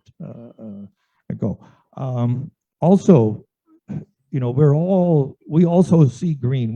We see solar working here. We see solar, except a lot of our companies have got curtailment. So that's also putting a lot of pressure to international investors. If you look at this 17 gigawatt, very little was financed at all from the international sector, except for some loans from China based on equipment. You use our equipment, we give you, we give you money. But also Vietnam, when we look at climate change, Vietnam is also looking at this climate change. How is climate change affecting wind and solar? In Europe last year, we saw all the predictions very high to produce a lot of electricity from wind, but the wind did not perform. So we had to jump back. Now, a country like Vietnam doesn't have the financial capabilities to just all of a sudden go back and turn on the gas or the coal that they shut down in the past. So Vietnam has to be very careful to protect their economic development. when we talk about green bonds, it looked really good to make a drive for the industries here and industrial parks to start thinking green. But what happened just a few weeks ago? Now we see that gas is green, according to Europe. So and nuclear. So it's, you know, a lot of us go, oh, yeah, this is really good. And then all of a sudden, whoa, how we're doing. So it's a lot of challenge. I think we have the PDP-8. I think it's there. And what we're saying from the private sector, now I speak like from the Vietnam Business Forum and Bureau, that put it out there, because what is going to be built is where the private sector is going to invest in. It's not going to be some list here and here. It's going to be what the world will finance and what they will build. And that's what we saw in PDP-7 also. They had a lot of coal there, but we ended up, and only 850 megawatts of renewable. And what happened? We didn't see that much coal, but we saw 17 gigawatts of renewable. So that follow the money. Ms. Thuong, perhaps if you would like to add anything on, because I know BCG has got, you know, a series of solar farms and wind and a lot, but you obviously come with your own financing. So in terms of the, you know, the challenges that John or Michelle raised, you know, in your experience with BCG, has that been an issue, or are there other things that we haven't discussed? Yeah, obviously. So we actually been raising funds locally in the past couple of years for our projects, and of course there are been back then we have, well, of course it will be a little bit different on the requirement of the local banks in Vietnam, a completely different requirement from the international financier. So let's take an example, like when John mentions about the due diligence process that we might possibly fail in between, and how are we as a local developer try to, you know, accomplish, especially for the ESG standard, and especially how are we going to govern and structure ourselves to be able to achieve the, you know, and meet the international standard and have the green fund or green bond from different financier, right? So we've been using local bank and have been supportive from local bank in the past 3-4 years to build our assets up till now. But of course, we know that there are too many obstacles and different, you know, changes in policy from state banks and from SEC, and also from the government or MOIT itself, that some of the policy are changed, and that and all of these policy change for our local developer, we take a look at, would that fair to a local developer to actually achieve and actually motivate ourselves toward to the change to achieve that, right? While we have been discussing for PPA, whether it's bankability, how the PPA going to be bankable. With the curtailment, let's say, for example, when we are facing for the curtailment risk, what things that is just a temporary issue during the Tet holiday or COVID situation, you know, COVID time, but there's nothing being structured under the PPA to protect the developer, right? So that is one of the obvious issues and obvious points that been keep raising and questioning from different financiers.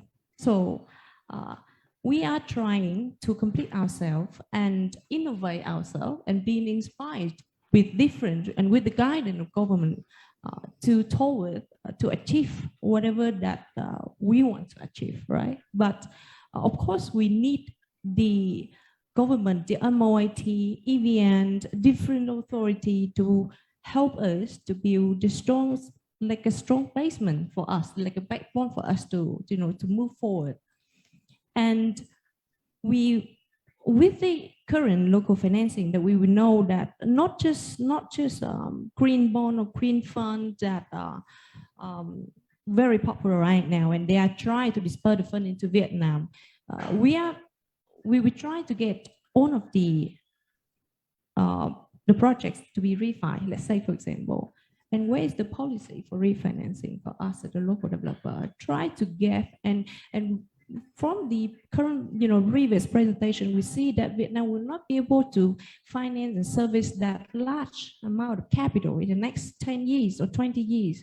Then how are we going to change that? And that is also a keep, common question for us at a local developer as well. Where do we start? Or all of the authority, all of the department, government officer has to start to do something, right? So just also, I think from what you, John, and Ms. Tung said, I mean, there's obviously a degree of public investment that's required up front, in order to facilitate the sort of improve the modernization of the grid, for example, so that the curtailment can cease. So there, Diana, would you care to sort of comment on this? Yes, just repeat the question. Sorry, I didn't hear you very clearly. Sorry, so just linking public investment and public finance to industrial policy, to modernization of the grid, for example. So investing in certain upfront infrastructure to facilitate the private businesses.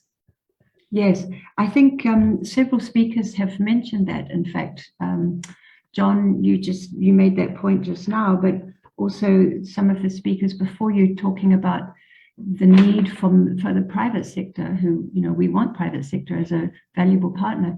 They need to have consistent and sort of a clear view of what might be in the future. Obviously not 100%, because they're entrepreneurs. They are supposed to take some risk, but they do actually need to have some confidence that the road will be reasonably as it appears. And so for this to happen, there needs to be a stable and consistent policy direction articulated by government. And that may involve all the ministries, not just one. It might also involve, for example, industry, textiles industry, who is, for example, Vietnam has a textile industry that uses a lot of fossil fuel-based products. Synthetic textiles are about to be hit by new trade policies against plastic.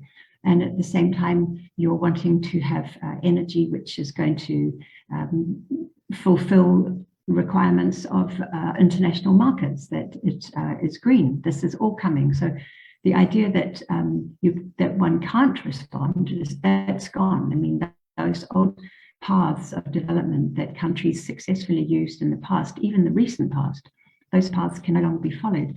So, now that we need a new path, we definitely need an industrial policy and complementary policies to maintain that. That is going to be at the level of trade and industry and electricity. All of these things come together. And this is what I was referring to when I said that at all the other stages in history where countries have successfully launched on a completely different new path, this is how they did it. And I think the exciting thing is, and the encouraging thing, is that countries have done this before. And in fact, particularly from this region, the Asian region affords us many really encouraging examples of how to do it. I think one thing that is maybe interesting to think about is the way that the world responded to the COVID shock.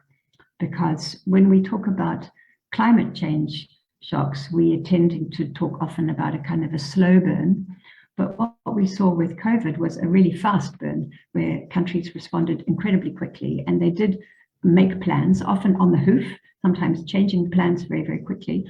But at the center of every single country's plan was the role of banks.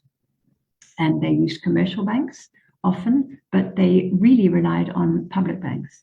And the public banks both created the credit and they guided it hand in hand with a health policy and an employment policy and an industrial policy that made this kind of articulated. And in fact, Thomas and I and many other colleagues around the world, we did a lot of research on this, and we interviewed a huge number of banks. And one of the things that really struck me when I was talking to particularly the multilateral development banks and the regional banks is that they want to lend. And that's one of the things to think about when one's on the other side, being a borrower, as maybe many of the people in the room are anticipating being borrowers for this side. of the transition is that these big banks, they really, really want to lend to you.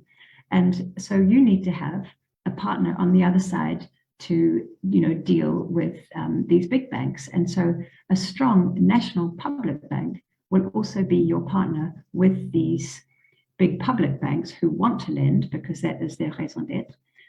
And enabled to do that effectively, we need an industrial policy and a roadmap and a plan. So it does all come together it's a very complex, integrated approach that is needed. But as I said, we can learn from history because it's been done before. Thank you. Yeah. Thank you, Diana. So just maybe turning back down to the panelists in the room, Diana has talked about the role of public banks. Perhaps Mr. Kian, if as an investor in renewable, with CME, in your view, how can domestic banks further, help finance long-term renewable projects? So we already invest in the solar farm and also in the rooftop solar. And in the past, when the feed-in tariff policy is available, we see that domestic bank, some domestic banks are very active. They are very positive. And sorry that to say, foreign banks, they are very hesitant. Maybe the concern of the PPI and so. And however, after feed-in tariff is end, so we don't find any clear structures of the pricings to buy the electricity from renewable energy. And I agree with the point that this is a very big obstacle. We understand the concern of the financial institution about the no guarantee of the turnover in the future. And in our models, currently we focus on the rooftop solar, where we invest and install and operate the rooftop solar and sell directly to the factory. So our returns based on the payment from our partner, the factories. And we cooperate with some impact fund, environment fund, and they check with technical DD, financial DD, legal DDs. And I share the view that we need to improve our ability to approach the internet standard, especially in ESG, so that we can attract the attention and also can mobilize from the foreign impact fund. And in terms of the domestic banks, we see that the requirement of very huge sort of financing. Mr. Hue just said that is about 13 billion US dollar annually from now on up to 2030. And in terms of renewable energy, we think that we need at least around 4 billion annually. And means of, besides the foreign source, the main of the financial support is from the domestic commercial bank. We see that the long-term investment in Vietnam is still based on the sort of the commercial bank, and especially is a long-term financial fund. So it's very it's difficult for commercial bank to mobilize, and the limitation to convert from the short-term mobilization into the long-term investment. So I think the commercial bank in Vietnam, the domestic banks still play very important role in mobilizing the source for the renewable energy with their mobilization, as well as they play the role as the agency to mobilize the foreign investment from foreign institution, financial institution, as well as a foreign fund, so that the foreign bank can base on the assessment of the domestic bank on the qualification of the borrower. So I think it's maybe the way that to improve the ability and the credibility of the borrower in the eye of the foreign fund and foreign financial institutions. Thank you very much. Let me just say one real quick. I think you hit a very strong point there, and I think we're not seeing that because it's not reported a lot. This rooftop solar, where we're seeing direct power purchase agreements between companies like this and the international industries. International industries during the peak period of the day are paying around 12 cents. These type of companies now are offering deals of 3 cents over the lifetime. Of course, these companies are going to jump at that, and I think even banks like this, when you have a big private sector, they're going to look at this and say, wow, you got an agreement between let's just say Intel, and they're going to buy this energy for the next 15 years, and then it's free to them. It's a market to really watch now, because they're not selling it into the grid. They're just lowering their peak rates during the day. May I add to your point that in our estimations, the potential of around 40 gigawatt of the solar energy in Vietnam with the available space of rooftop in the industrial zone, and the factory can get the benefit with the lower price, the discounted price, as compared to what they have to buy from EVN. So it's no burden on the transmission, where the energy is directly to the factory. Michelle, would you want to say that? Yeah. So just to maybe follow up on your, on Mr. Kian and John's point before in terms of the domestic bank comments, and so in Standard Chartered's experience of sort of providing finance, do you have the same issues with the kind of the domestic firms not being able to pass the due diligence and so on, and in terms of providing sort of long-term finance? Yes. I think we have very clear frameworks that are global. And so when we come into discussions with local corporates, the challenges are material because they have to adhere to the frameworks before something can be deemed green. Now, I think what I mentioned earlier about helping the transition is very important. So we have something called advisory as well, where we take up the responsibility to be advisors to the local corporate. If they want to get green financing, they will have to go through these structures. Now, usually, to find a company that is so committed to this transition financing, I think it's more and more, but it's still not enough. And it is expensive. And so when you come down to bottom line and you're talking about commerciality, I think that buy side, sell side, they have to come to a happy medium where there is the willingness on both sides, and really do the pain of transition. That's where that is reality. Now, few and far between, and we can still find the client that wants to go through this.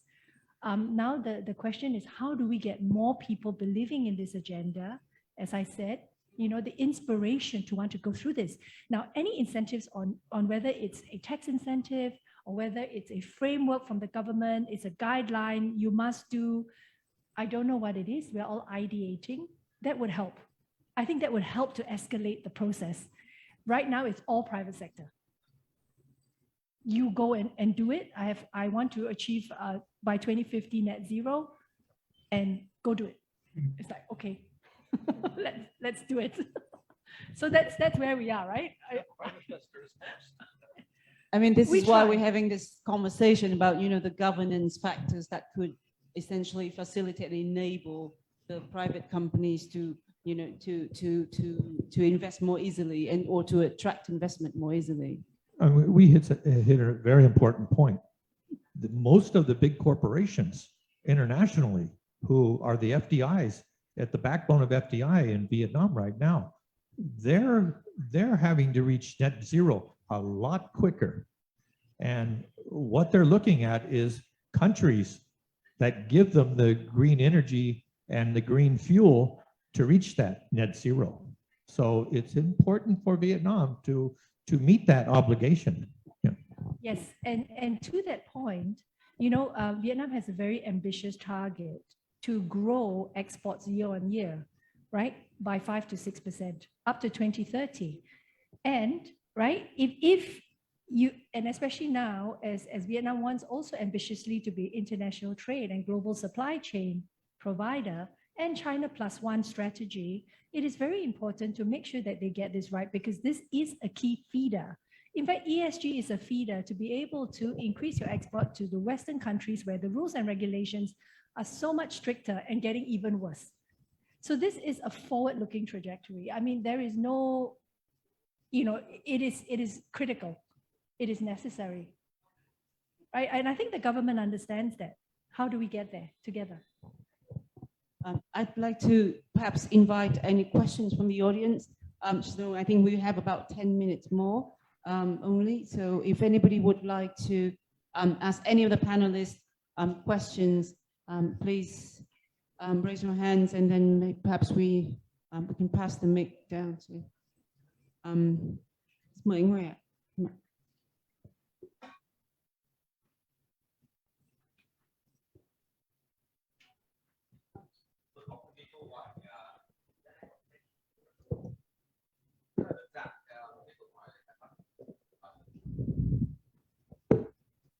Hello.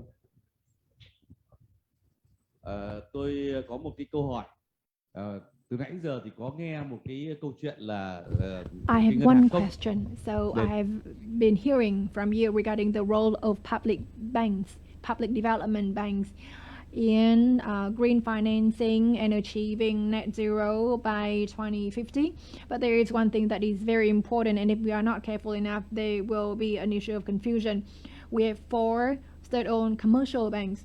They are state-owned banks, but they are operating following commercial rules, operating based on market orientations. And the Ministry of Finance may be the equity holders, etc. But I want to ask about the interest rate mechanism of the public development bank. In Vietnam, we have the Vietnam Development Bank, or VDB, operate similarly to an international development bank. They have access to ODA fund and climate fund in order to finance the green and sustainable growth roadmap of Vietnam. And then they are also made up for their loss by the state budget on an annual basis. So I would like to learn from the experience, internationally speaking. So international development banks operate non-for-profit, and they need to balance their own finance areas, or they get subsidy from the government. So can we clarify on that, please?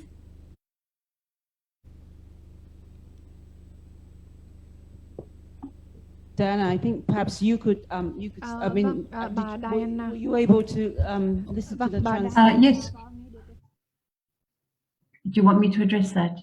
Yes. Thank you. So, I mean, yes, it's a very good question. And in fact, I'm doing some research on that right now in association with the Finance in Common initiative, which is being organized through the Development Bank in France, agency in France, partly recognizing the fact that, you know, there are many good examples of how public banks can operate, and we actually need to learn more from them and share them.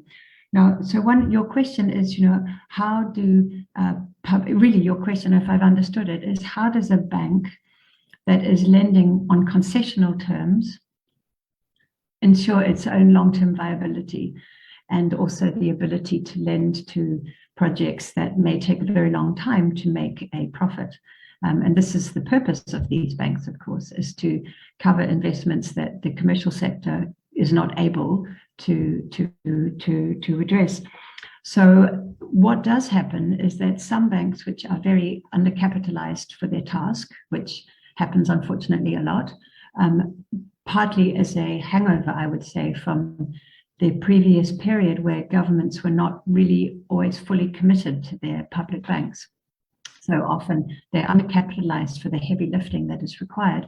And so what some banks try and do is they do a kind of a juggle where they have some investments that are supposed to be quite profitable, and they use the revenues from that to subsidize the more socially oriented loans that might take a long time to make a profit, or that in fact are highly grant-based in terms of the lending.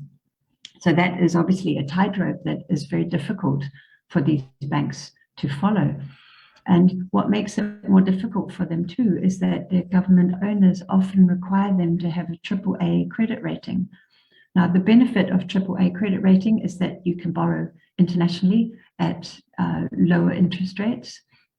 Not all national development banks have that capacity because they can only borrow at the same interest rate as their government. And for that reason, many banks actually go in partnership with banks from other countries that are able to access international capital more cheaply.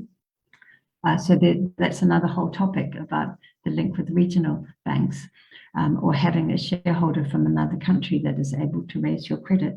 But the point is that a bank that is trying to be AAA, because it's trying to borrow internationally to increase its capitalization or increase its lending power, they are therefore quite constrained in terms of what they can do in terms of lending. And there's a big debate going on about this internationally.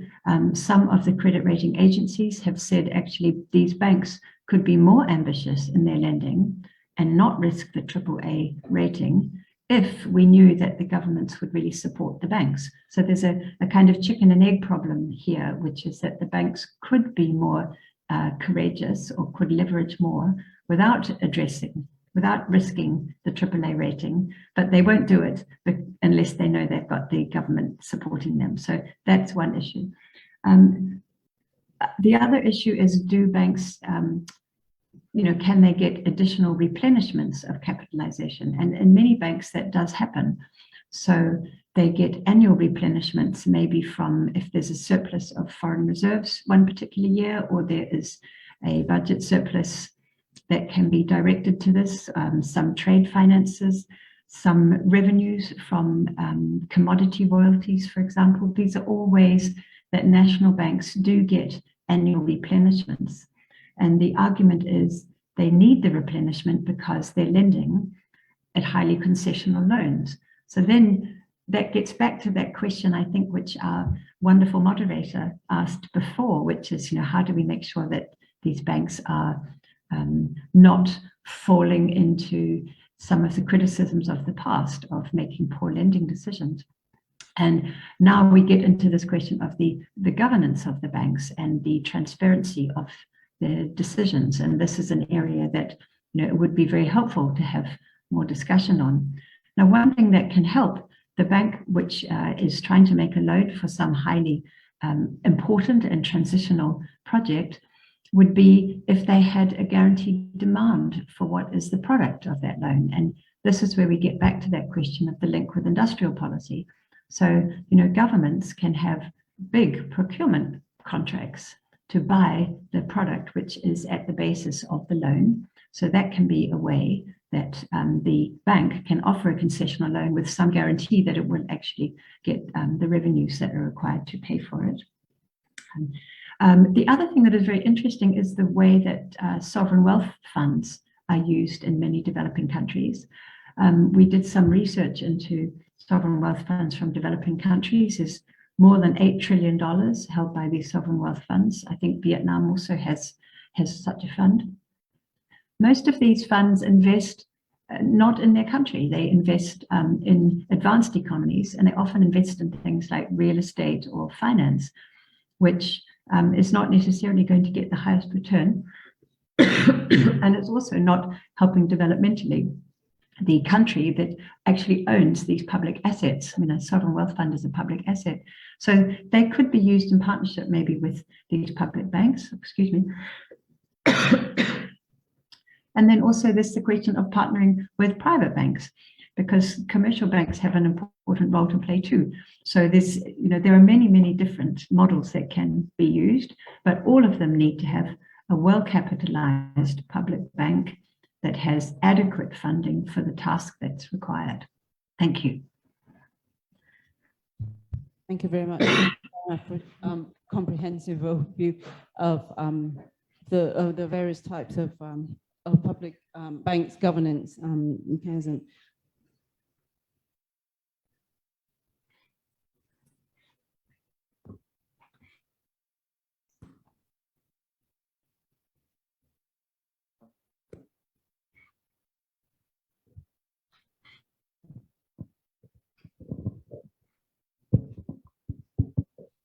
Hello, I'm Kian from Climate Change Resilience Center, and we are developing a voluntary emission trading system for Vietnam, which is for the carbon market.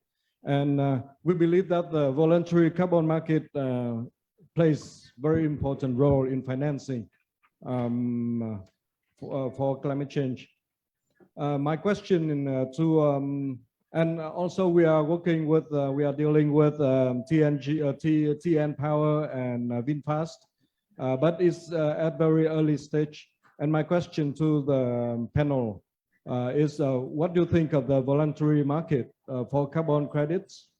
Maybe for BCG and CME solar power, they are a bit familiar. But also for Standard Chartered Bank, what do you think of the voluntary market? And maybe John, if you want to add something. Thank you. Should I start first? Maybe from Standard Chartered's perspective. So you know what? Standard Chartered is so involved in voluntary carbon markets, as you know, with Mark Kanni and Bill Winters.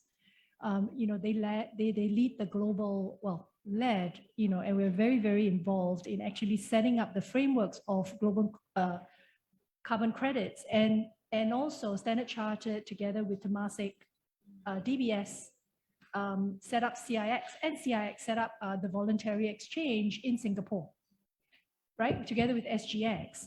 So yes, we believe in it. I think it's great, but let us not be blinded that it is going to take over. What is really fundamental is that we really need to have real organic change, right, in the way that we're managing climate change. I think carbon credit gives the focus on how much does it actually cost and what are you costing the planet, right? This and if you use, you pay. And what is the standards for how this is measured?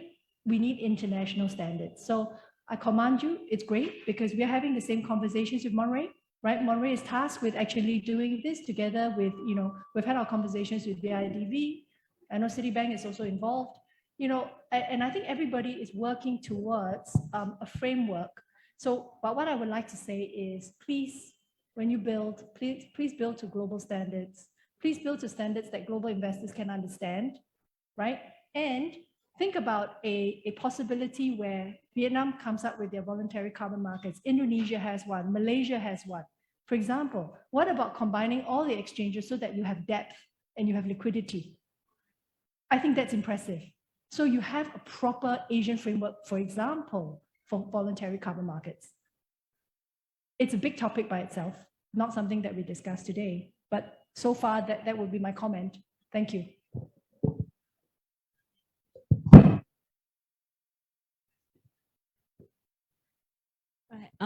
For BCG, right, regarding to the carbon credit, yes, we do. We do register carbon credit.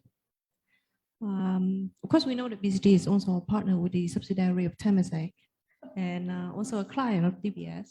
So we do register, and we are well aware of that, and we still believe something on that, because there's some day that you can exchange, you know, the credit into that market, right? But of course, like you said, Michelle, is not going to change, and it has to come to a very, very fundamental change. That it has to be a real actions from a developer is actually move forward the zero carbon in the futures to be able to achieve that. So otherwise, let's just take for example, you have to one country to trade the carbon credit with another country, like an exchange market. And that won't change. That should not be a message for that one. We believe that carbon credit could be added incentive for industry and investor to use renewable energy. We received the request from our client for the carbon credit in our project. And I think that a few days ago, the Prime Minister already approved the decision 888, in which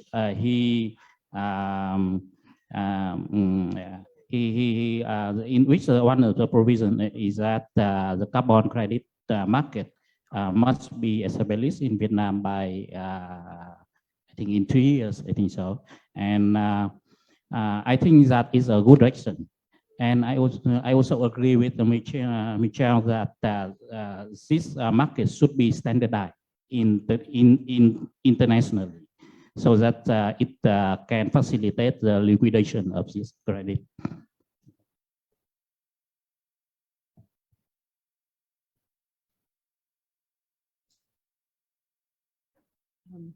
Xin mời các quý vị đại biểu. Có lẽ là mời chị có câu hỏi cuối cùng, thì cũng hơi muộn rồi ạ. Mời chị ạ.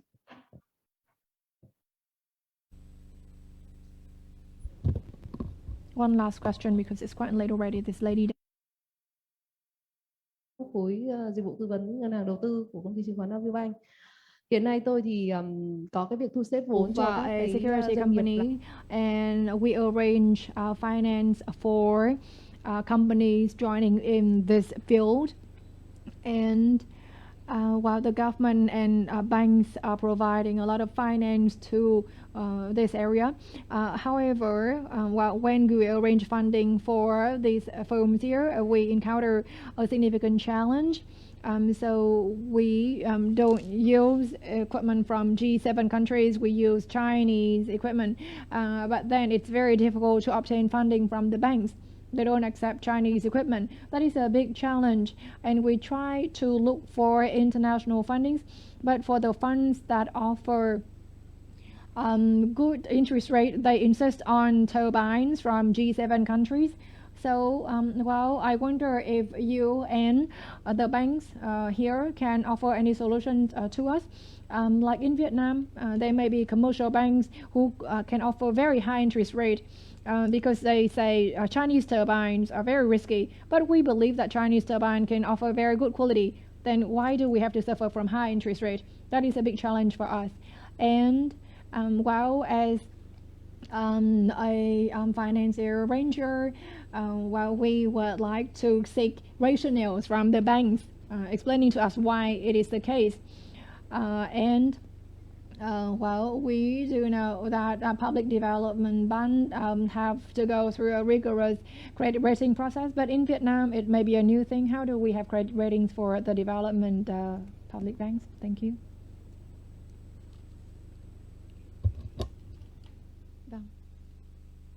The Chinese are very good at making equipment at different levels. You know, in Vietnam, we can buy a Chinese motorbike for $300. We can buy another one at $500. We can buy another one at $2,000.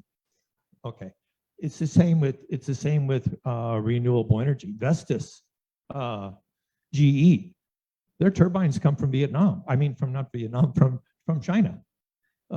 They're made in China. A lot of the solar panels are made in China. Now, Vietnam is developing a solar market, and right now, I can tell you it's a good time to buy Vietnamese because the cost of shipping has gone up so much that it's the international solar companies who used to manufacture in Vietnam and ship out. Their solar panels are too expensive now because of the shipping costs.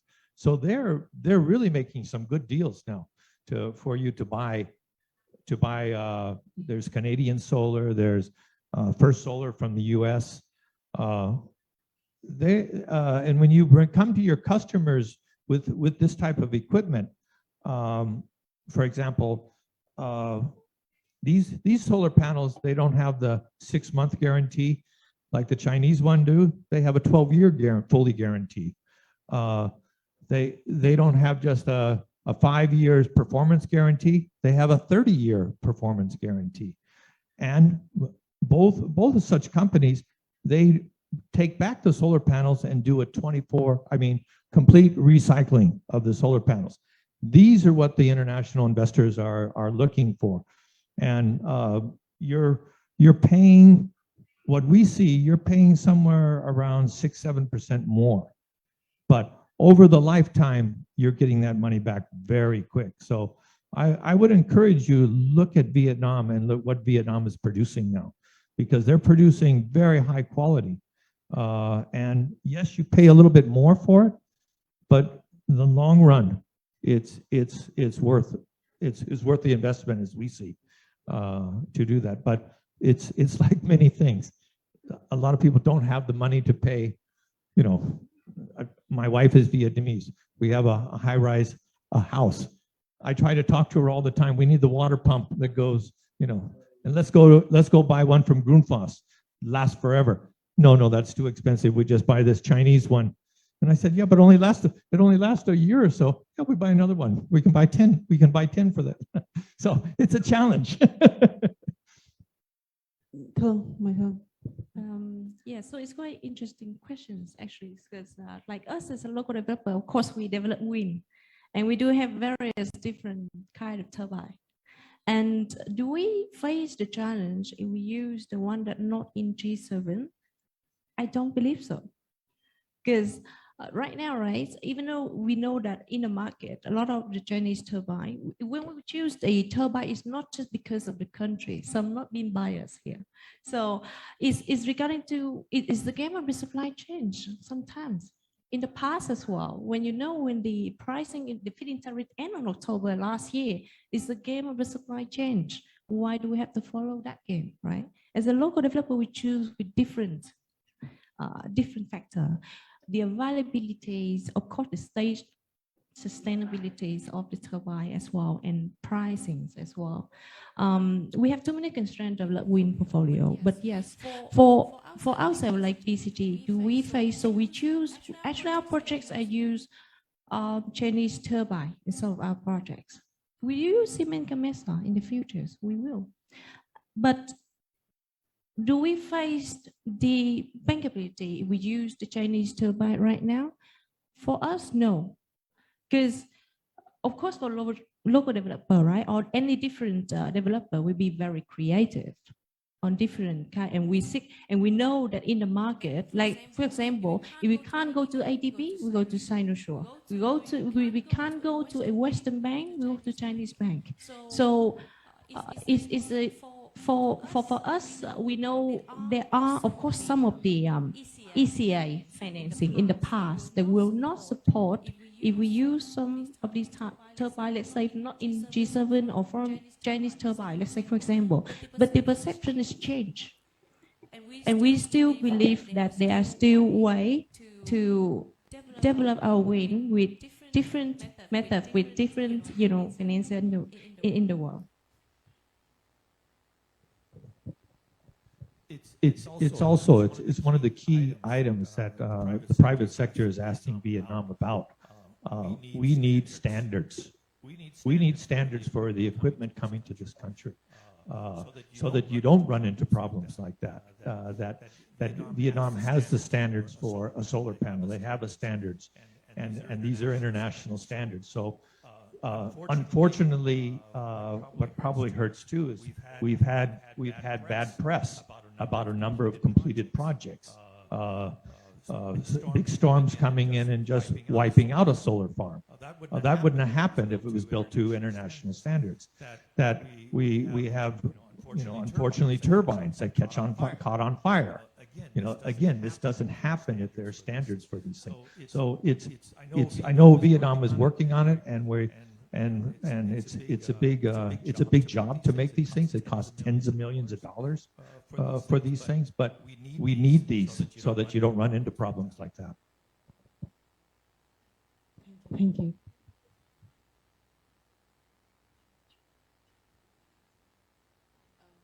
Xin mời các quý vị đại biểu, có lẽ là nếu mà không có quý vị nào có câu hỏi gì nữa thì xin phép được I would like to express my sincere thanks to all of you. Xin cảm ơn toàn thể các quý vị đã People so overwhelmed with all the information. So thank you very much to our panelists, and thank you, Diana, for staying with us all the way. Thank you very much. We obviously have listened to so many interesting perspectives, but I think the key messages here is still, how do we have the collective inspiration to move ourselves forwards, and how do we change and reform some of the enabling policies from in the legal framework, so that private businesses can come in and start operating and stay operating. So I suppose this is probably one of our key messages for the roundtable. And I mean, this is again, I think, as when I approached Vietnam Investment Review to co-host this roundtable, we indicate that this is only the very beginning of a long series of discussions, because there's still quite a lot to do. So thank you, Mr. Minh from Vietnam Investment Review, for agreeing to host this important topic with us, and thank you to the audience for staying very late on Friday afternoon, and most of all, thank you to our panelists for very interesting exchanges, and we hope to be able to work together with everybody to, for a better energy future. Thank you.